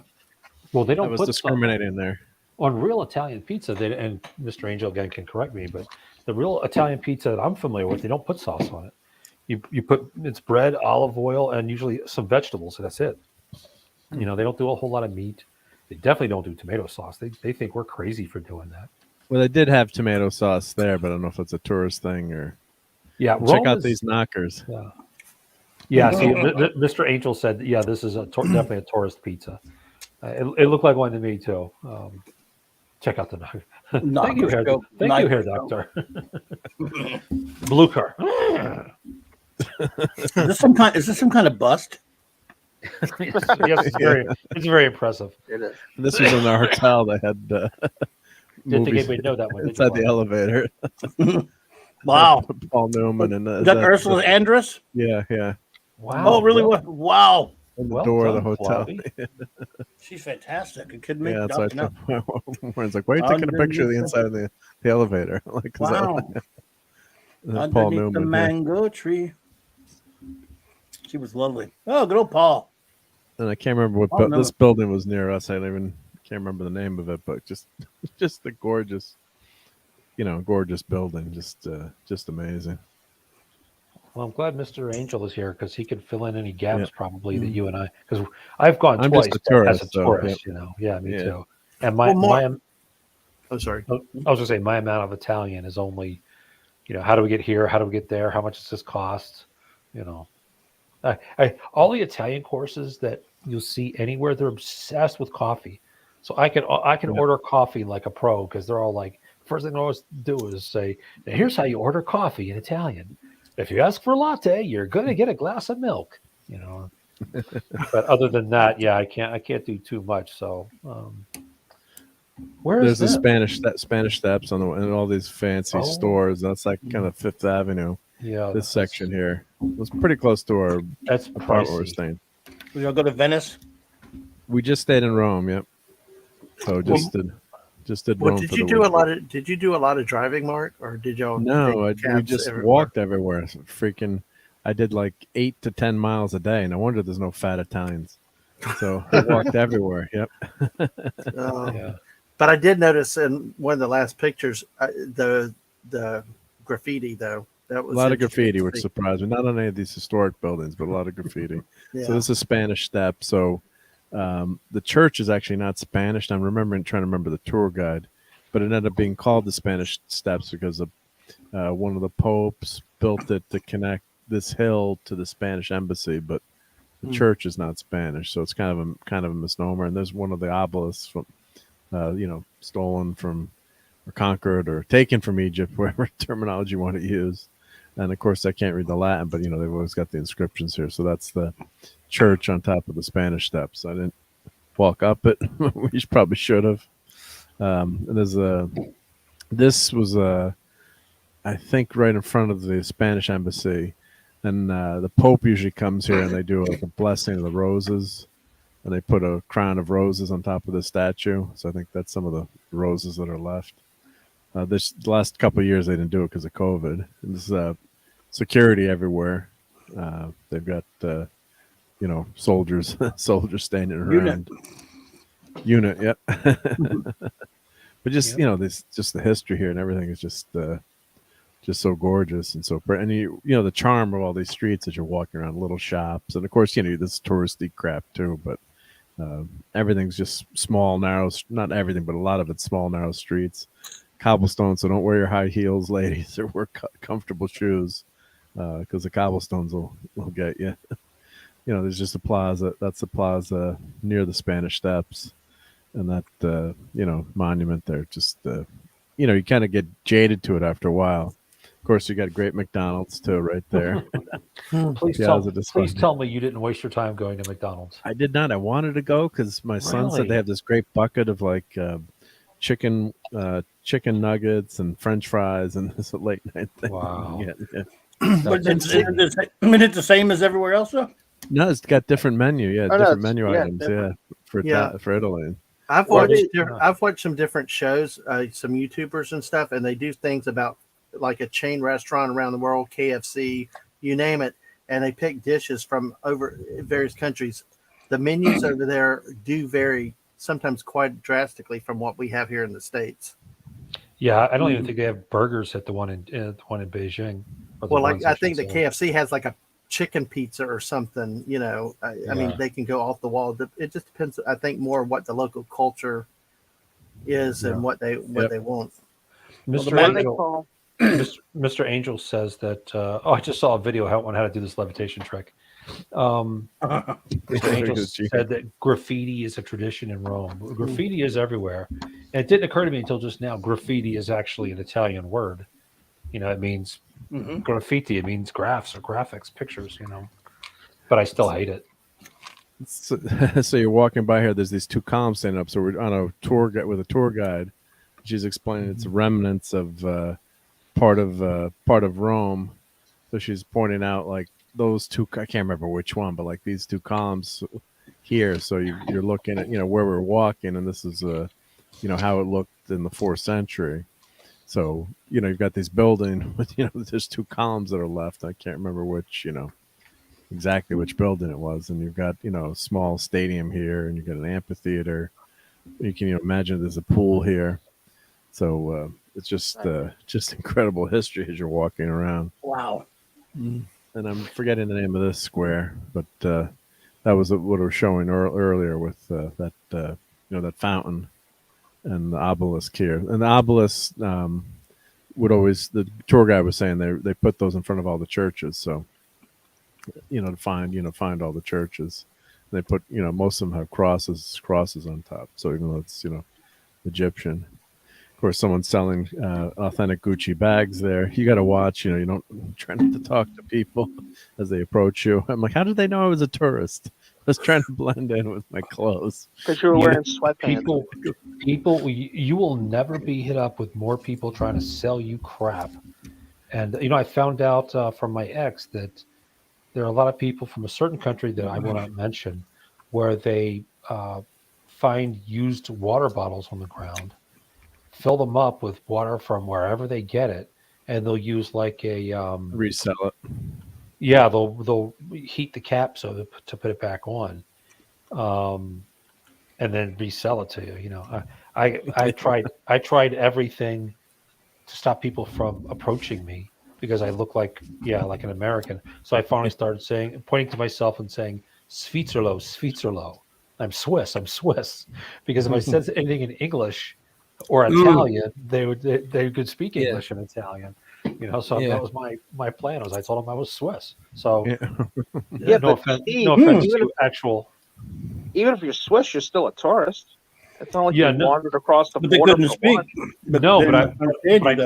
I didn't say I am Swiss. I just pointed at myself and said Swiss, like somebody who doesn't speak the language would do. I didn't. So yeah. Next time, just get a little Swiss flag and wear it on your lapel, bud, and just point to it. It's just such a gorgeous square there, Ken. You got your tchotchkes. Yep. Bobblehead. Oh my God, Mark. When we were at the Coliseum, my wife, looked at it and she was kind of, my ex-wife was kind of taken aback by what we were looking at and said, "Just think, honey, there's one for Nick. Your ancestors, right in the middle. Your ancestors, what? What'd you say, Steve? You cut out. She said, just think, honey, your ancestors may have fought in this Coliseum." I said, my ancestors probably cleaned the lion cages in this Coliseum. You never know. Could have been Maximus, what's his face, like Russell Crowe or whatever. So this was the first example of masonry stadium ever built in ancient Rome. So this square used to be a stadium at one point. So all around this square was seats. So that was that picture. If I zoom, sorry, I'm going fast. Go back to that picture So that, I believe, is this section behind her hand. I could be wrong, but I think that was that stadium. Mm-hmm. And then that became the square. So as you're looking, you can actually go underground where it would have been above ground back in the day. So that's here. Amazing. They would build a city like that. Back then with nothing. I mean, no technology. Yep. I wanted to tour that. We should have walked down. We didn't get down there, but you can kind of see the remnants when they dig down below. Now that used to be ground level, but just incredible technology. Low tech, but really smart, and it works. Like when you go to, I'll show the pictures of the Coliseum. When you go to the Coliseum, it's like if you close your eyes and picture it, as it would have been perfect. It's actually a gorgeous sports stadium, and it's better than some modern stadiums, or it's just the design is just so perfect. So here is the footbridge, bridges crossing Thames River, or Tigris River, excuse me. Thames. I was like, we're in England. Yeah, but there's these cute arches and all the cars. I'm not sure what kind of car this is. I gotta look this up. It's a Roy Maserati or something. Is that a Maserati? It's A boga, a bee. What's starts with a B? yeah, it's got Not a a Bu- Bugatti? on the front. Bugatti- It's not a Bugatti. Huh? No. There's another pizza for dinner. Yeah, see, that's more like the crust that I was thinking of, but even that's thinner than what I saw. But I think that Mr. Angel is right. I think this is kind of a tourist pizza that they're trying to make not look like a tourist pizza. What hails that? It was just a cheese pizza. Mm. I got that's my pasta for the night, and that's your mozzarella. That was That very fresh good. mozzarella, yeah. It's really good. Yep. That's, I mean, the real fresh Italian mozzarella compared to the stuff you get. Crap. I always liked it here until I had that stuff, and now it's like it's like going to like a steakhouse and getting what do they call them steakums. There's some Is that a artichoke. ravioli? With the artichokes. Yep, the artichokes are really popular in Rome. Yep. So, You should Mr. have Angel, this- Circus Maximus. Thank you, Mr. Angel. Yep. I should should have have Mr. got Angel but on they instead of me choke tonight. stymie. Wow. So, how are you gonna get your car out? I don't know. That looks get like Franco they're Colombo. touching. Yeah. Well, it's so light you can probably push it to the side, push it sideways. Yes, there was a joke more, and I was like, "How'd you get it out?" Like you get your buddies and you lift it up like in Pumping Iron when Pumping Franco Iron, Colombo yeah. and Schwarzenegger they pick up the car and move it. No, Yep. no, it was just Franco. Oh, it was just Franco. Yeah, It was remember just there was a Franco. scene. Yeah, he doesn't even move the car. Because The cars are touching. Pumping Iron is semi-fictitious, and they needed a good guy and a bad guy, and then they didn't know what to do with Franco, so they pretended that a car was blocked in. They actually drove him in that way, just so Franco could show for the camera and could show how strong he was, and he was a strong little dude. Yeah, He was what, like 5'4", 5'5", something like that. but he was picking up that car. Yeah. Yeah, But he was very Krakow, strong. they couldn't get Krakow. Jojo Krakow. Oh God, I can't do Scotty at all. So you could walk down next to the river too on each side, which is gorgeous. Yep. I love these little gas stations, like just on the side of the road. Like there's two pumps there, and the guys there. Yep, right near the building. How much was a liter of gas when you were there? I did take a picture of the prices. I think it was like $2.50 to $3 per liter. That's euros, though, right? Or Euros, is it yeah. dollars. Euros, yeah, and of course the liter is much smaller than a gallon. So yeah. Yeah. And that's the Corto da Cassione. That's the building. Gorgeous building. Good. And there's a castle, San Marco, I think. That's on the way walking to St. Peter's Basilica in the morning. And they have all these scooters around too. You can rent scooters. You just use like an app on your phone, these Lime scooters, and you can just take them and just leave them wherever you want. And you could also rent other, like a bigger, scooter, 2-person scooter, 1-person scooter. Mm-hmm. And there's Those also are big. bikes, e-bikes you can rent. Those Like are you big in could just- California, too. Yeah, just pick them up and go where you want to.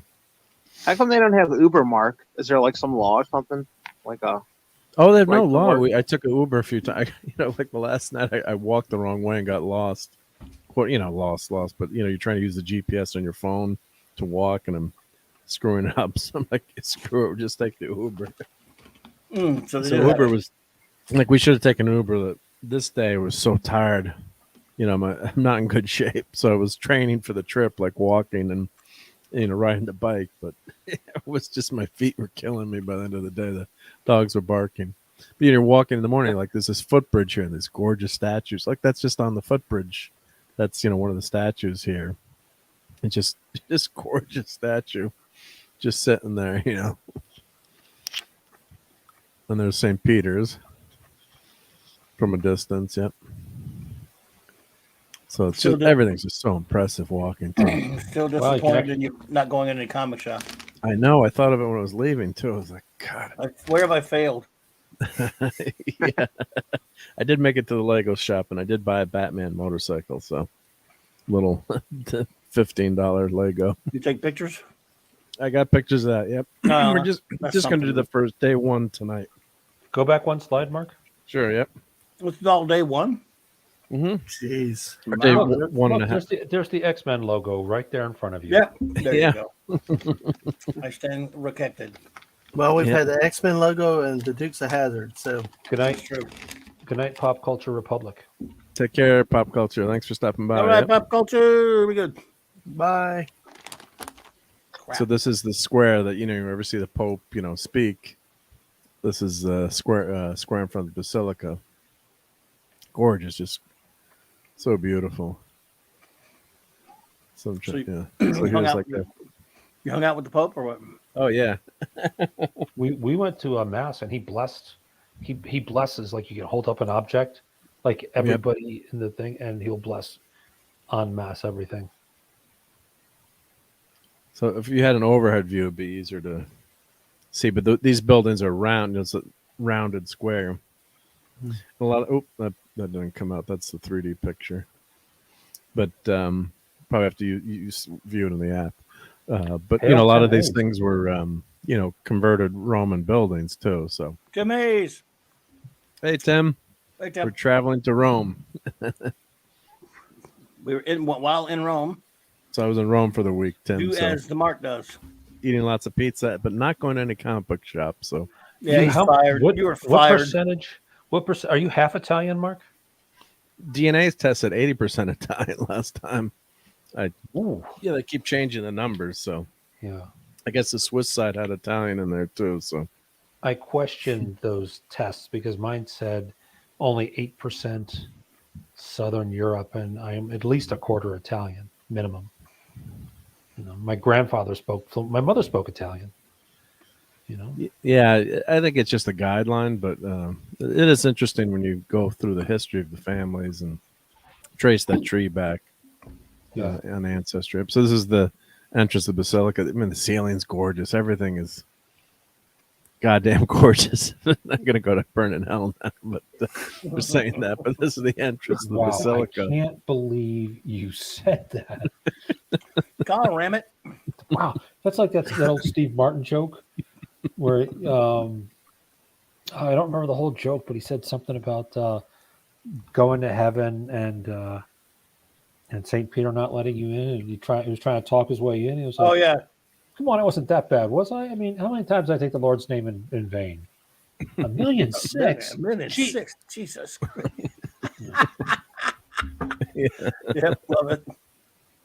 Did I wear my toga walking about? No, the missus wouldn't let me do that. But I do have a toga from a toga party for Halloween. We had like a Roman party. So. Toga. Can you imagine before machines that somebody had to clean those floors at the end of the night, pretty much by hand? Imagine that must have took forever. Imagine doing the ceiling, building the ceiling. I mean, the laborers. Yeah, no, yep.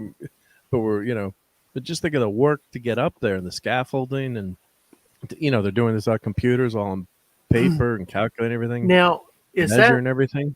Is that natural light in there, or is That's all natural light? Okay, because I see the light fixtures up top, and I was just wondering, because could you imagine having to try to run electric through that? So Michelangelo, if I'm not mistaken, designed this. So in a lot of it, he changed the design, or I'm trying to remember, but the tour guide said he added a lot of light, quote unquote fixtures, but light access. You'll see that as you shoot the ceiling. But yeah, this was about 10, 11 in the morning, I think. What do they do in the evenings when it gets dark? They might have some electric lighting in there.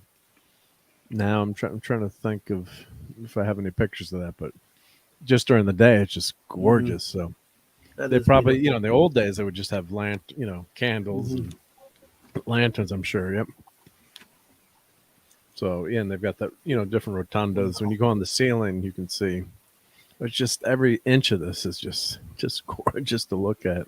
Wow. And the paintings and the frescoes. And now what had happened was these are actually mosaics. So the frescoes had actually deteriorated because of the salt in the city, and they actually replaced the frescoes with mosaic. So it's as it would have looked, but when you get close, you can see it. So yeah, Mr. Angel saying the Pope and Michelangelo are good forgiver of the design. Yeah. Mad Mardigan. Well, that's a good company. Mad's a good guy. Yep. But I do like women though. Yeah. Yeah. Look, love I've known Mark a while. I don't think he doesn't remind me of Mad that much, but Mad's No, Mad's nice. I would Mad's a nice say, dude. I would say if I was trying to think of the opposite of Matt, it might be with I'd be Mark. thinking of Mark. Yeah, Mad's a good egg deep down, but yeah.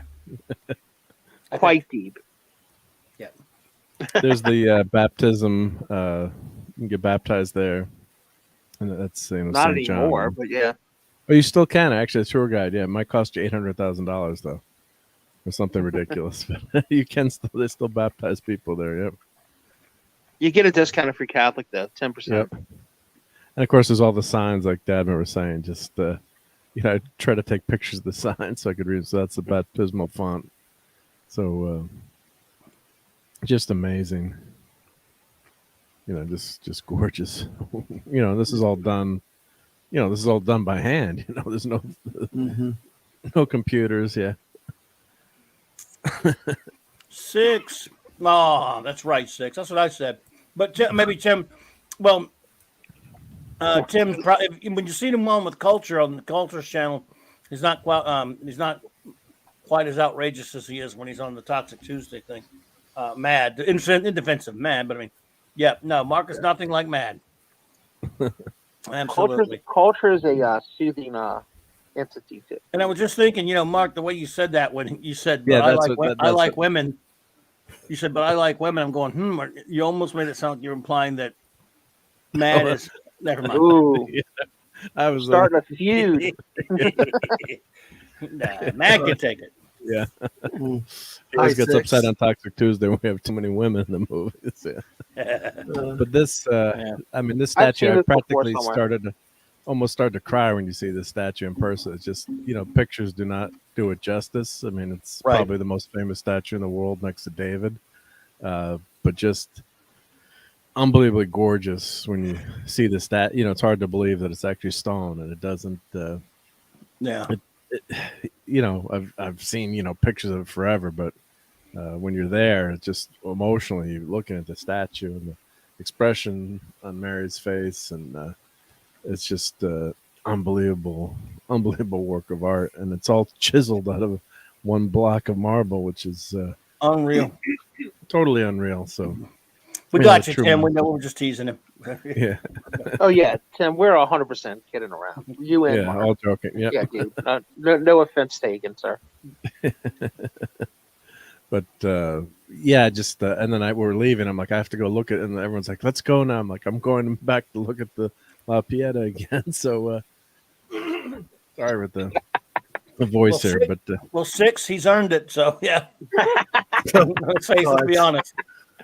Well, I'm going to confession now. So, but just and of course, this statue was damaged in '72, I think, or in the '70s. A madman with a hammer hit it 12 times. It knocked Mary's nose off and knocked, I think, part of the fingers off, and just did a bunch of damage to the statue. Fortunately, they had a casting of the statue so they could recreate it. Some people thought they should have left it damaged to show the cruelty of the world, or replace it, but finally was agreed, I think rightfully so, to make it look like it did originally. So you can't tell seeing it that there was any damage. Hey, Jill. Jill. What's going on, Jill? Yep. So good to see you, dear.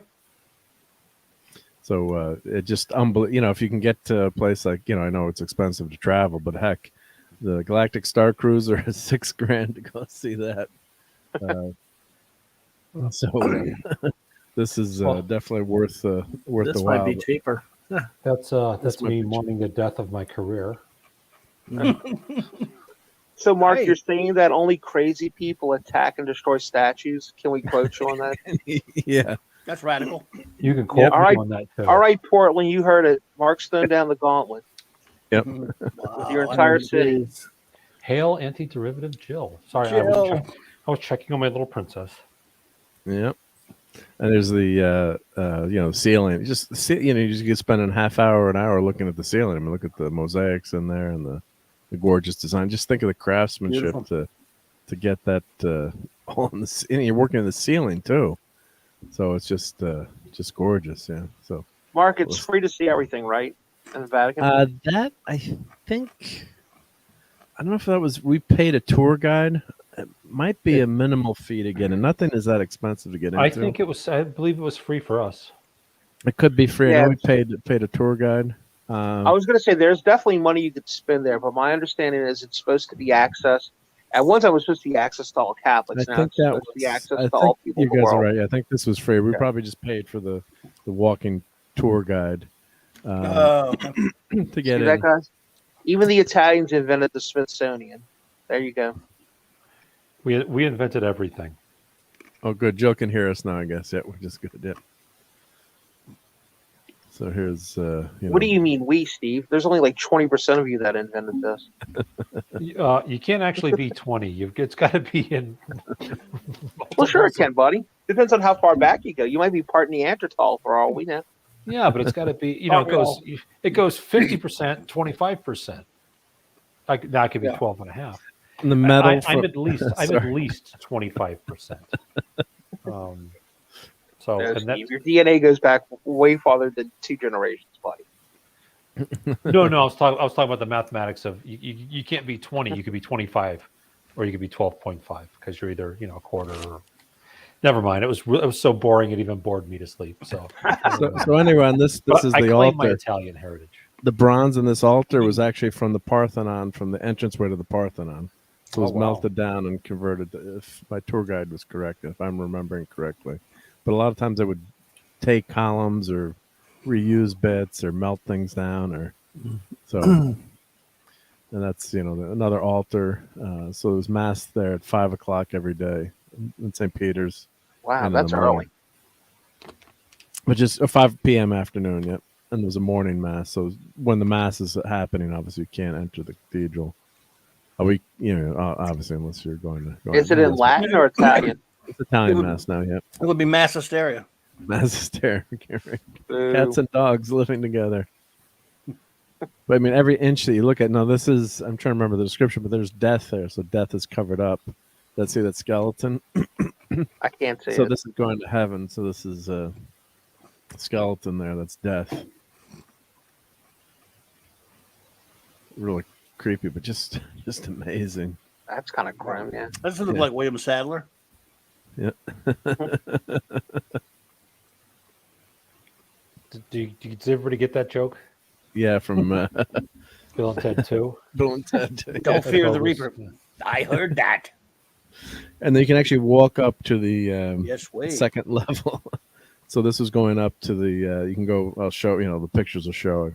Of course, I have like bazillion pictures, but some of the mosaics you can see. So you're going up. You can take an elevator up to like a second level, and then you can actually go on the outside and walk another 300 steps and go to the roof area on top. I didn't do that because I'm too out of shape and it's like really tiny. So there's a view from. Dude, you should have done it. That's fun. Yeah, but I don't think I would have made it.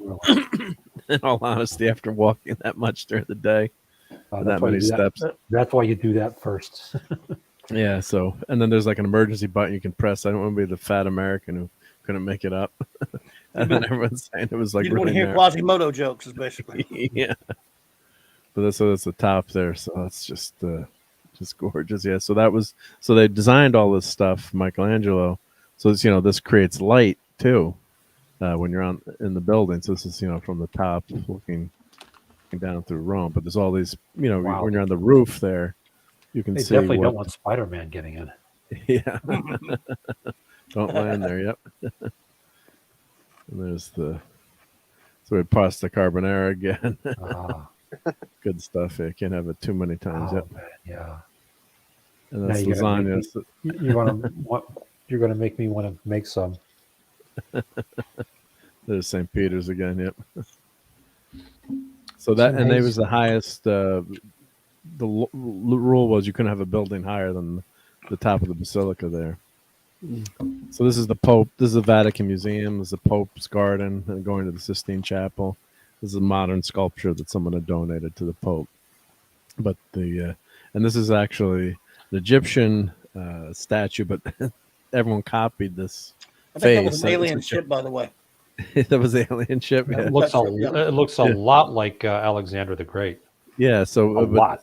That's the face of Dave. Became the face of David. So they said that the statue was copied. I'm trying to remember who it was, but it was. I think it was an Egyptian. Could be Egyptian statue, but it ended up being copied. So and you go into the Vatican Museum. Oh yeah. They said that it would take you. There's so many works of art. If you spent like 3 minutes, it would take you like 3 days to see everything, or to go. Just an incredible collection. So I had to offload my photos that night because I took so many because of art history. I took it in college and stuff. And I'm standing there right, so close to these things that I, studied about. That it was just amazing. And some of the stuff was like, hey, wait, I didn't realize that was. I thought this was in Greece. Yep. So this is like this statue was famous statue on a sarcophagus. So those are the coffins or sarcophaguses there, and just like all the detail on that. You thought your coffin was expensive, right? Yeah, really. And this is another famous statue too. And what's interesting about this was the guy Laocoon. The arm was broken off, and they found the arm like hundreds of years later.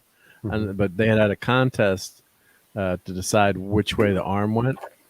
And of course, you probably can't see my cursor, but Michelangelo said that the arm would have been like this, and because he knew anatomy so well. But everyone thought the arm would be outstretched, and Raphael was the judge and picked someone as the winner. But then, hundreds of years later, they found the arm somewhere in an antique dealer shop, and of course, Michelangelo was right. Who's going to question him? Yeah. Well, this was this Michelangelo? No, but they had a contest because the arm was missing. Oh, okay. Sorry. This arm was missing. You probably can't see my cursor, but his right arm. See where it's kind of broken there? Yeah. And they were trying to decide, make a fake. They made a fake arm, and they made an outstretched arm. But it turned out once they found the actual arm, unearthed it. Michelangelo was right that he said the arm would have been, bent this way. So it was an interesting. That's kind of cool. This interesting. Is, yeah. This is a Greek, a Roman copy of. Oh, there's Hercules. The Belvedere torso. Yep. So I think it might have been Hercules. But the last one was Laocoon and his sons, and it's one of the most famous Greek statues ever. I don't really remember the mythology, but it had a lot of pathos, obviously, because he and his sons are. Yeah. And then the next one was Heracles, right? Well, they call it the Belvedere torso, so I think they said it might have been Hercules. But this is one of the most famous statues, so that's how the statue would have looked in perfect condition. And had been drawn, I guess, and so they're saying it's one of the most admired depictions. Let's see. So I'm trying to just skim this, but what happened? They actually know who designed it too. Just things get destroyed over the years, or they were just things were buried, and they unearthed things that were damaged. They would just find everything. And hey, welcome, Nerdporio. We're traveling through ancient Rome tonight. Bread and circus tonight. I let him borrow the spinner rack time machine. Yeah. So that's one of the ceilings in the. Where is that? Was that Vatican? Must be Vatican Museum. That's not. I don't think that's the Pantheon. Just a sarcophagus. The person who commissioned it, the emperor or whoever commissioned didn't like it, so he gave it to his wife. I think. So you got all these, Baby's crying. So many statues everywhere. Yes, it's just this is just like a wing going to one of the buildings of the Vatican Museum, and they've got paintings of all the maps of Italy. So one of the emperors commissioned drawings of all the whole country of Italy. And they said it's very, very accurate even from the time that it was done. So you could walk down this hallway and see just different sections. That's a painting by, I think this is Raphael's room. One of the rooms, there's like 4 quote unquote Raphael rooms with frescoes that he's done. So I think that's one of them. but just gorgeous, gorgeous artwork. And I think, yeah, they were saying too that these were just, the way they're depicted now in the, like realistic people. It's almost like a photograph. I think it's a coronation of one of the popes. And I wouldn't call it coronation, but the, mass to. I'm not sure the correct Catholic term, but yeah. Well, the Pope was like a king back in the day too. Anyway, so he had armies and was basically a king. That's more Raphael, I believe. But it's the pictures. It's tough to when you see this. It's doesn't do it justice as I keep saying. 70s. Hey, 70s, what's up? 70s, what's up, buddy? Yeah, we're headed to the Sistine Chapel. Yep. What did Michelangelo eat for lunch when he was painting the Sistine Chapel? KFC. Yeah, Pizza. All the Ninja Turtles eat pizza. That's easy. Yeah. True. Just more Raphael. One of the turtles. Yeah. One of the greatest painters in history. Yep. Yeah. Isn't Raphael a Ninja Turtle? Yeah. And I think this is Michelangelo here. They would paint each other into their paintings. So I think this is Michelangelo here with the boots. So he loved to wear these boots all the time. So as the tour guide was saying. And it's fun to have a tour guide with you. They point out everything. Yeah. And you pay a little bit of money for it. But this was someone famous. I can't remember. No Splinter yet. No Splinter yet. Yep. Comic Relief Crusader, hey. True artists, yep. Not like some of the Marvel artists we get today. Of course, I like my swag, so I didn't buy the Pope Mobile, but that's that's pretty cool. 1980 Fiat. And that's the Castle Marcos. So that was walking back at night. We should have taken an Uber that night, Mike. I was dead to the world. But yeah, just gorgeous view at night. Yes, it is. So on the river there, yep, and that's St. Peter's Basilica in the distance. So some of these pictures I got to go through and pick some of my favorites, but I got to do some prints of these.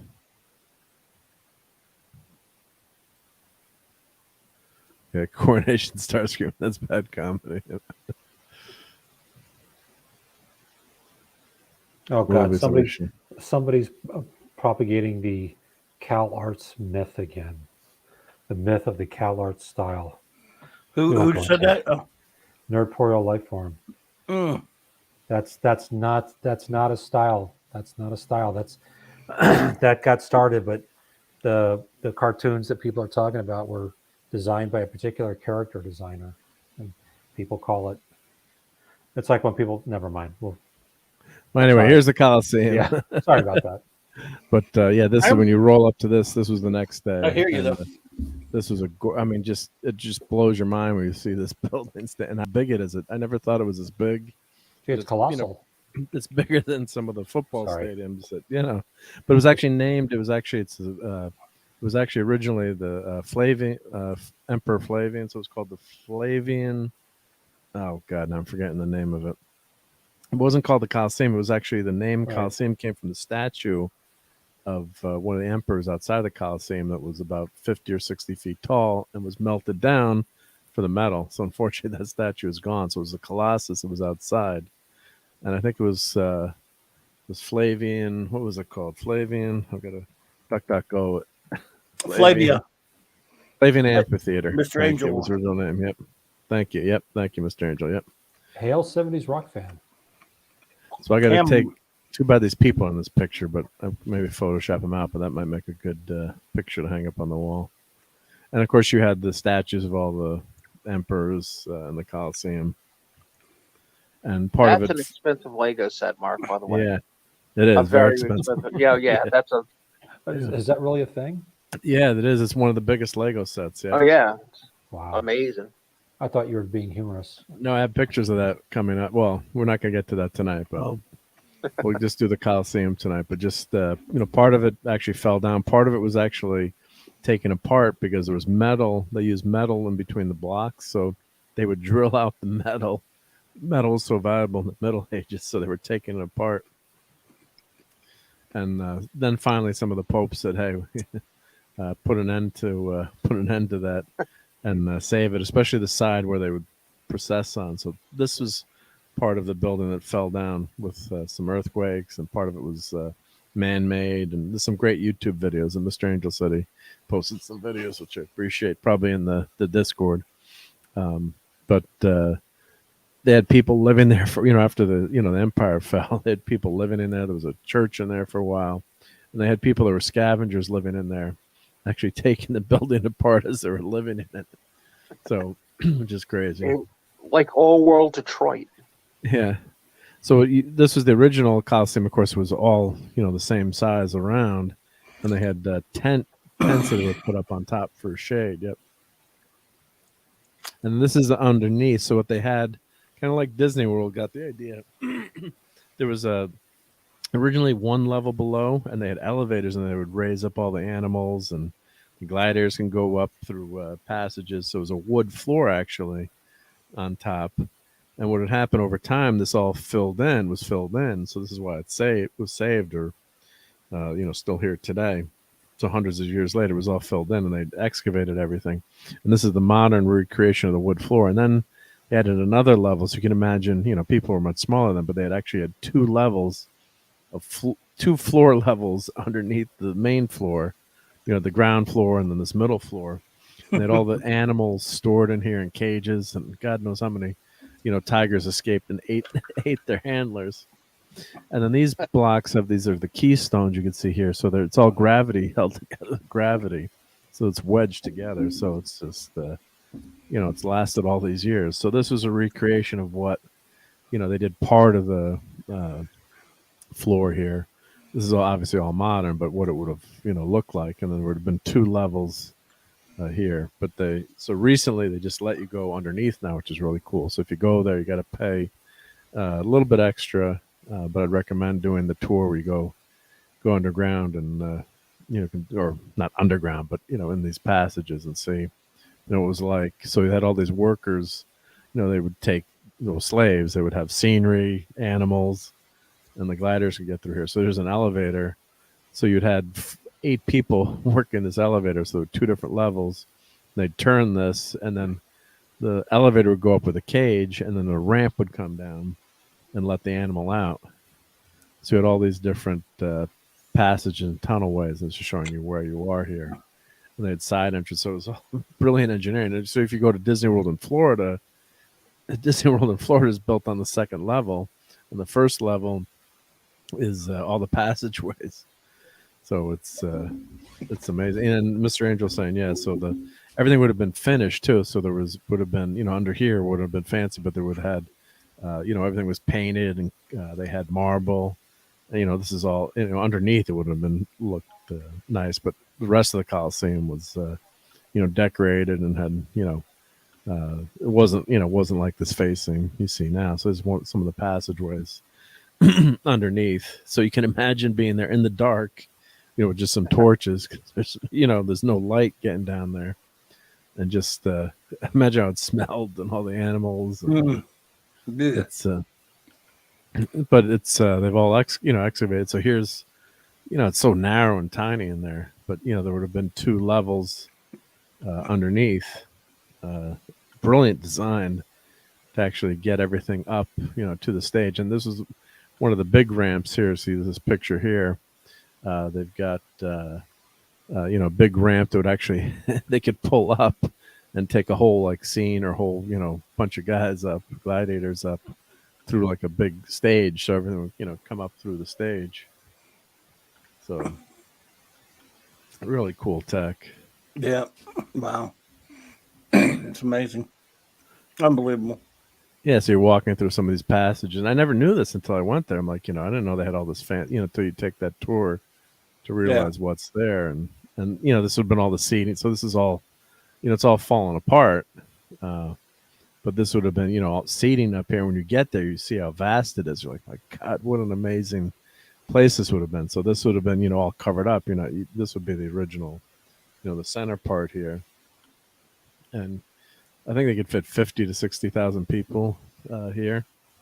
Yeah. And you can see how big it is. You're like, my God, this place is, it is a coliseum. It's huge. But the design of how you would enter, they said you could clear it out in like 15 minutes because all the entrances they had. It was just so well designed. I said people still go there to study the design, but it's tough, to envision it now. But you can see, like, they have some scale models. I'll probably pull one up to show this again. But you go in and out, and just like a modern stadium, you have a tunnel up and a tunnel down, right next to each other, which is really, really cool. So that's just all the passageways, but just Nice. kind of see how small the people are. Yeah. Wow. So it's a real Superdome. Yep. Yes, indeed. Wow. So you can walk They're out hide and there. seek in there. Yeah.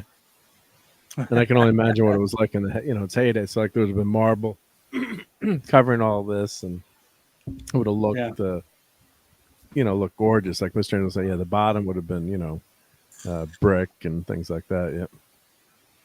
Wow. So here's a pic. Yeah, kind of give you a scope, and this is the third section that's still standing on one side, and see how big the floor. This is just that little part of the floor that was recreated. You can see how big this place, would have been. Wow. Imagine the stage director down there underneath, gladiators, you're on next. Gladiators. Yeah.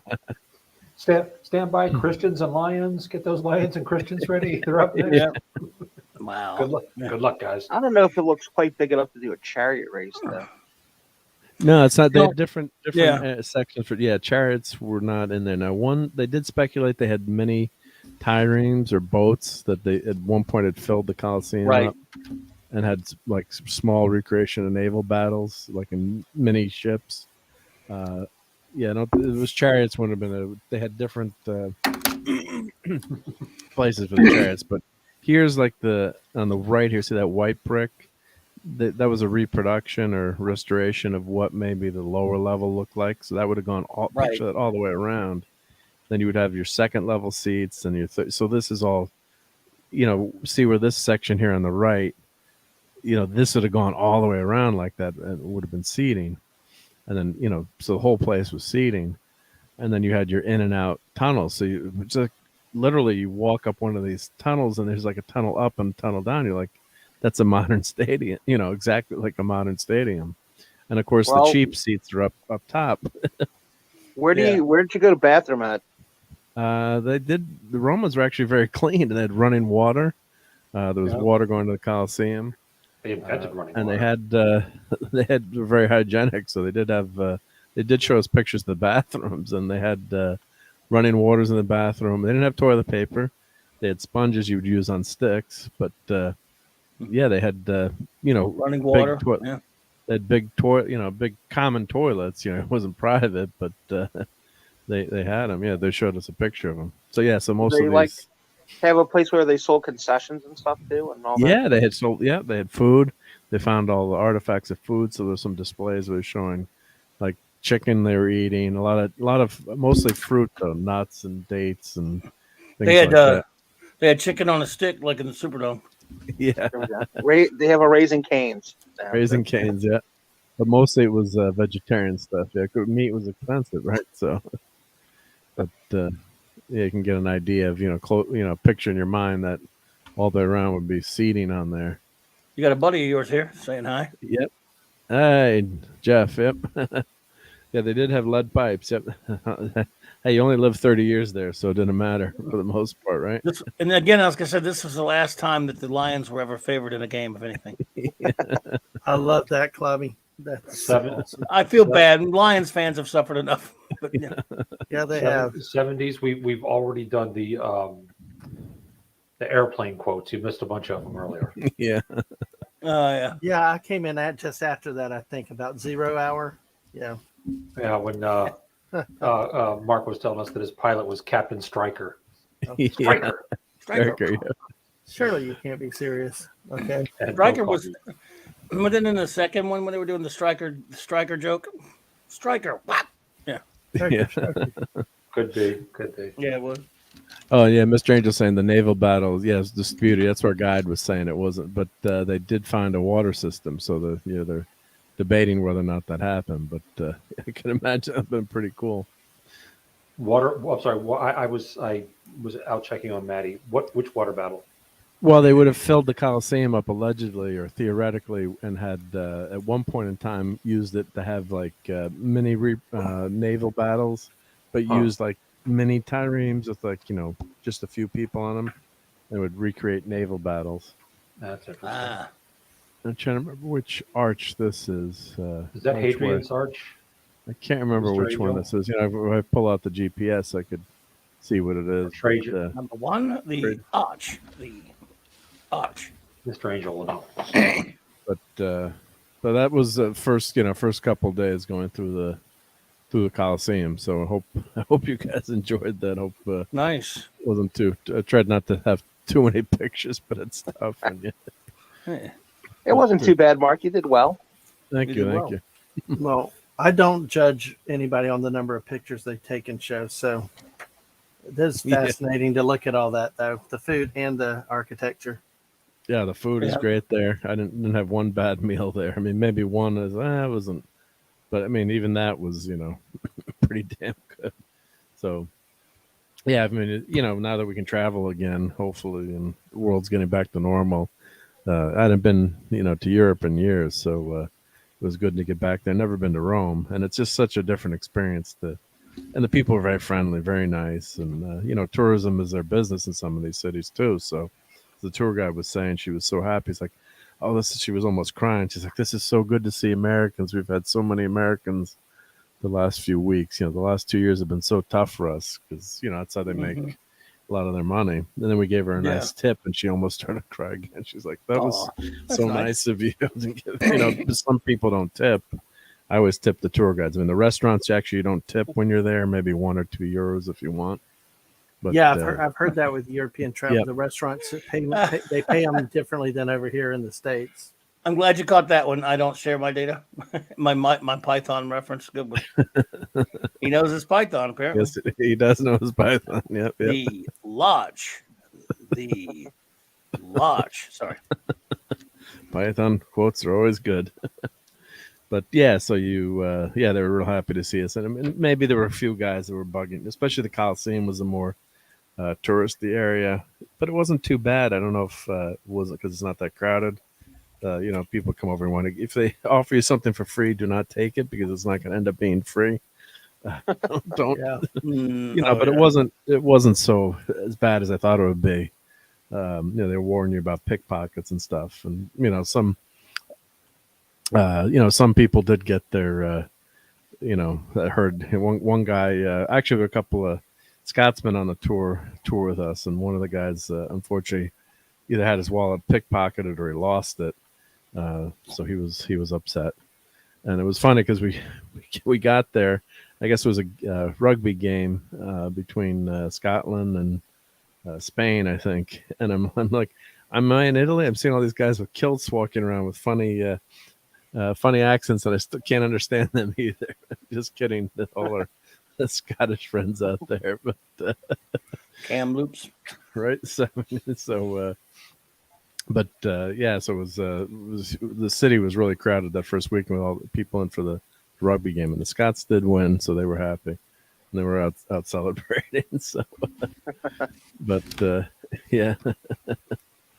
so it was a great trip. So I'll do some more shows on some of the pictures and food. Or should get Nick on, and we'll do a food show. Yeah, there you go.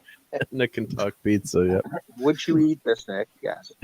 Yes, we'd eat everything. Yeah, and the candy, everything. It's fun to be in another country and see all the different things. Of course, the cars are too small for me, but that's my fault. Yeah. So. Well, thank you, buddy. We're looking forward to part 2. Or maybe you could do a little video if you want and just leave it up for people whenever they want to see it. You can share some more. You can share some more on the Clubhouse if you feel like it. You can just I'd like to show. Yeah, Raquel, if you want to, it's up to you, man. We could just do it over here, but we're saying. No, I like doing that. Yeah, no, we're always looking for some stuff to talk about. So, we always end up with a topic anyway. It seems like. Wasn't the But, same without you Thursday night, but we winged You it. plowed through it, right? We had You closed survived. it in for you. Thank you. What did you guys talk about that night? I can remember that far back. Sorry. Stuff and things Stuff and things and and stuff. and stuff. words and stuff. Yeah, Yep. Raquel was sick, but she's better now, so that's good. yeah, she's getting a little bit better. Good. That's good to hear. So she had a wee bout of something of shore leave, right? Yep. That's good. So Dr. Sure? McCoy patched. Oh, that's right. Star Trek novels was one of them. Anthony DeVergil, yes, and some comic book art, and that thing that happened with that JLA Avengers disgrace that happened with what they did to that. Yeah, so a few things. What did they do to that? Just by printing 10,000? No, they only put about 7,000, but they started. It was immediately when it came out. At least George Perez got to get a copy. Yeah, and everything, and then the comic shops were allocated very short allocation, obviously, since there were only 7, and they were popping up on eBay right that first day, even though it has a $29.99 cover price or whatever, for $500. $500. That was and all this kind of crap. That was about guess. Yeah. Some of them were claiming that it was going to go to certain charities, but I don't think so. Bullshit. But at least at least Buddy Saunders with the comicshop.com with the Lone Star, he was allocated 12 of them. Most comic shops got 2 at most, and he put them up there for on auction of like about $500. So all the money going to the Hero Initiative where it was supposed to. So that's perfectly fine. That's great. But a lot of people just took the thing and vultured it. A lot of idiots with comic shops just. Well, probably the comic book really could have been the comic book owner too, right? Because he's the could have been the owner. Well, they're the ones who control what comes in the comic shop, so right? it could have been them. But a couple of them made sure that a couple of them sold it to people who ordered it. The first come first server ordered it, but a lot of them I'm sure ordered it themselves and put them on eBay, and then they claim it's going to get a charity. No, it's not. Yeah, no, unless you know the guy personally. Yeah. At least they're going to come out with an omnibus in October. So. Why didn't they just print like 40,000 copies and everyone would bought one? I can tell you why. Because it would take a long time, and George doesn't have much time. They needed to get about 7,000 out there. And they were also having some trouble with paper shortages right now. And I think they really wanted he looks bad, and I hate to say it, but they wanted to get that thing out there so he would be able to hold a copy, one of his most important works, And well, they could. Well, they should have said, "Well, we're going to have a second printing or something." There's going to be at least we finally found out a couple of days later. There's going to be an omnibus in October at least. It won't be cheap. I mean, it won't be $500 either. It'll be an omnibus, No, but the way printing is today, it's pretty easy. The tech is pretty easy to print, so it's right. I'm just glad we'll be able to get it in an omnibus of it eventually. So, shame, man. Well, Maddie's daddy's got to head out, so want to appreciate, and we're gonna wrap up now anyway. But since we almost hit the 3-hour mark, and I'm still got jet lag, so. But appreciate you being here, Steve. And we had Maddie starting the show, our new star of the show, I should say. Yep. So it was great to see Maddie dancing. New star of the show. Yep. I can't believe she danced on my keyboard. Boy, that sounds like what do you call it? I can't remember, but yeah, she had fun. So thank you guys for entertaining Maddie. And looking forward to either part 2 or if you're going to put it on the Clubhouse or whatever. My vote would be for part 2, just because it's fun to be able to interact with it. But do it next week. If on here we can. Yeah. I apologize for being triply annoying. I mean, I'm proud of my Italian heritage, and I've been to Rome twice, and I studied art and art history in college, so I'm even more obnoxiously excited about this than the normal stuff. So thank you. Yep. But have a good night, everybody, and I will see some of y'all tomorrow for Monday Night Mark C. Thank you, buddy. Yep. All right. Appreciate it, bro. Take care, man. Good night, all. All right, Steve. Later, bro. Thank you, Steve. Take care. So, So I just thank you, Mr. Angel. Mr. Angel, I just modded you too, so you could put links in, and appreciate all the help you've been giving me. And there's the Discord. So what's cool about Discord is you can post videos and things for people to talk about. So Mr. Angel set that up. Mark, what's Discord? What are you, old, Dad, man? I'm old. I still give my kids fits about that when they want to play Fortnite with Discord. It's no. So let me know if that link is working, guys, so you can join the Discord. Yes. I can kind of sort of use Discord. Maybe I'll join it. I'm getting better at it. I just tell my kids I don't need one more thing to have to deal with or how to learn. Yeah, I can't stand Discord, but I'll try it. Yeah. Dadman's still updating his MySpace. But the good news is, Mark, you're in his top 5. So there you go.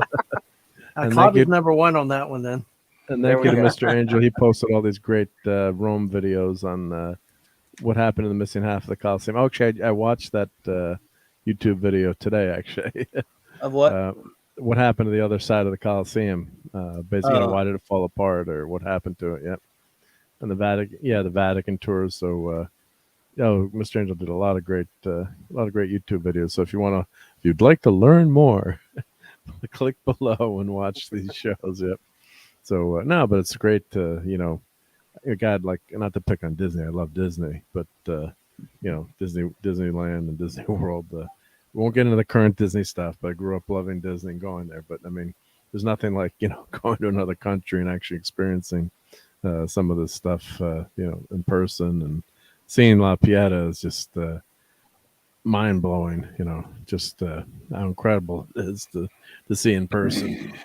And of course, the Sistine Chapel's coming up, although you're not supposed to take pictures. And my son did snag a picture, but seeing things like that, it's just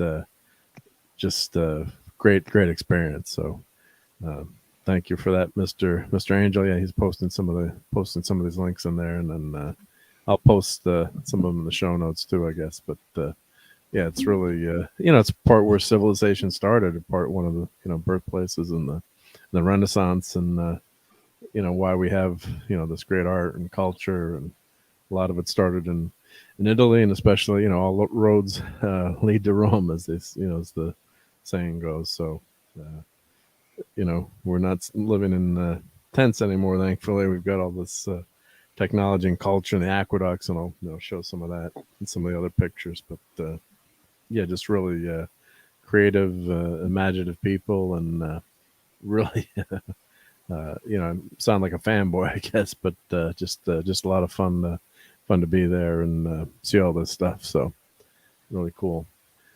So so why don't we go around the horn? I know Clobbering Times, you got your Monday night show, which is tonight here. So what else you got going on? I think cool for the week. Any more action figures going to? I probably hope not, but I don't know.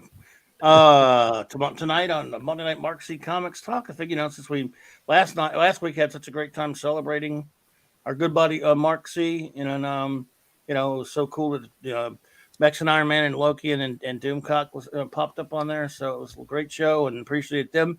So I figured we'll continue the theme a little bit. I'm gonna always comics, and tomorrow night we'll talk about the best buddy, the buddies in comics, the best twosomes of buddies in comics, like the good Torch and thing kind of stuff. Superman, Batman, Torch, and Spidey and Torch and stuff like that. A little bit, just a celebration of friendship, because we miss our buddy and stuff. Yep.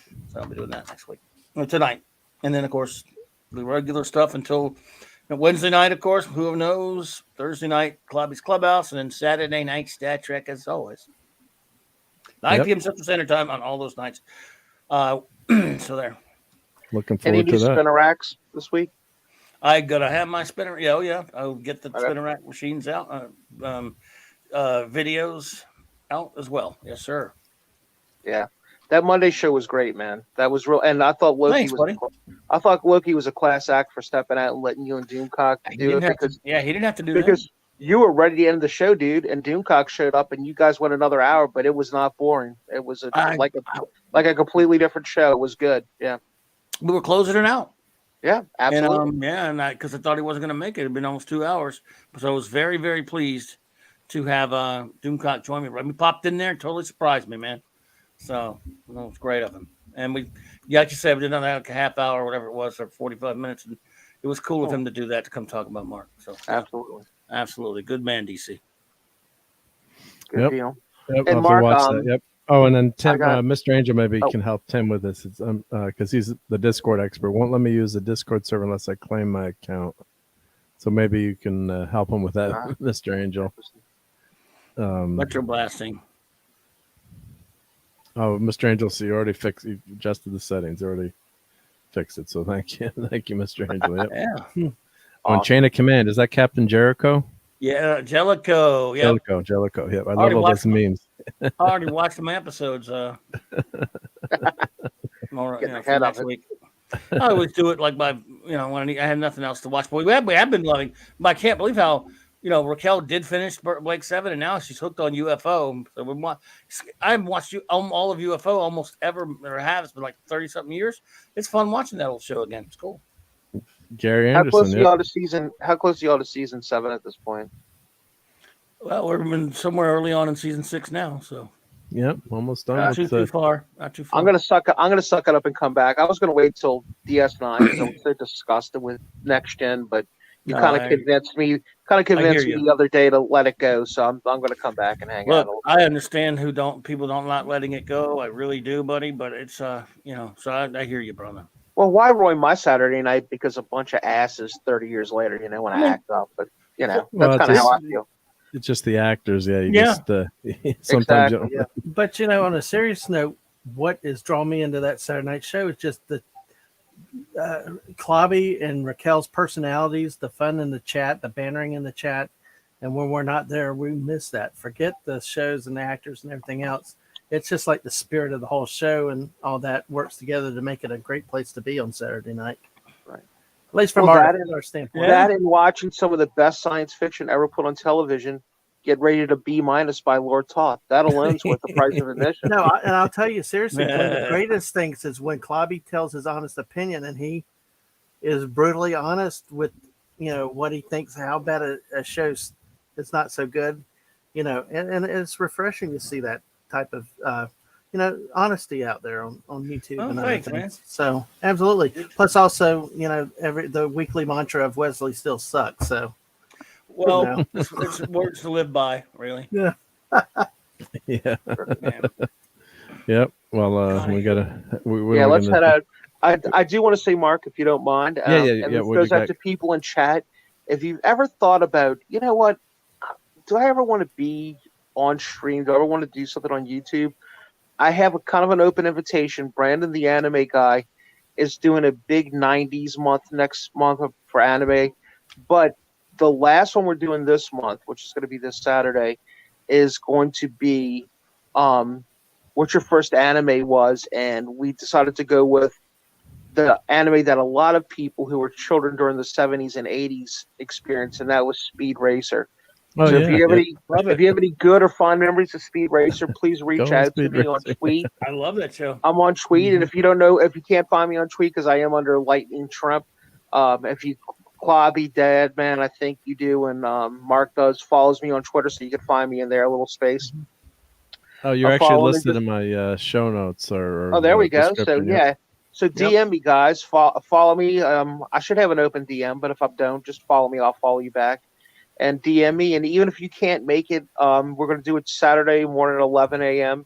Central Standard Time. Even if you can't make that time, let me know because Brandon's actually going to do a couple of just short videos that we're going to play in between for some people that can't make it and just talk about it. And it's just a 45, 50-minute show. So it's not if you could commit 5 minutes or 50 minutes, that'd be awesome. Just let me know. And there's your Twitter handle. Yep. That's me, Mr. Angel. I just finally followed the link to the Discord after all this time, and I'm on there now. So that's me there. But I hate Discord. I'm about to get used to it. But yes, hail to you there. Once I figure it out, I'll be back on there more. I promise. But I'll leave it up. But when I get off of here, I'm going to go get out of this chair for a while. So yeah, good idea. You're not going to play Fortnite? Are you? I'm not. You need to go to sleep. I'm going to go watch me some UFO. Hey, you can hang out with us. You got to hang out with us though again, Clobby. This season we got tanks now. If ever it's the season for you, Sergeant Hulk needs to be there to drive the tanks. I will. I promise I will come hang out, dinner. I got to get out of this. It's just this desk, man. I understand that.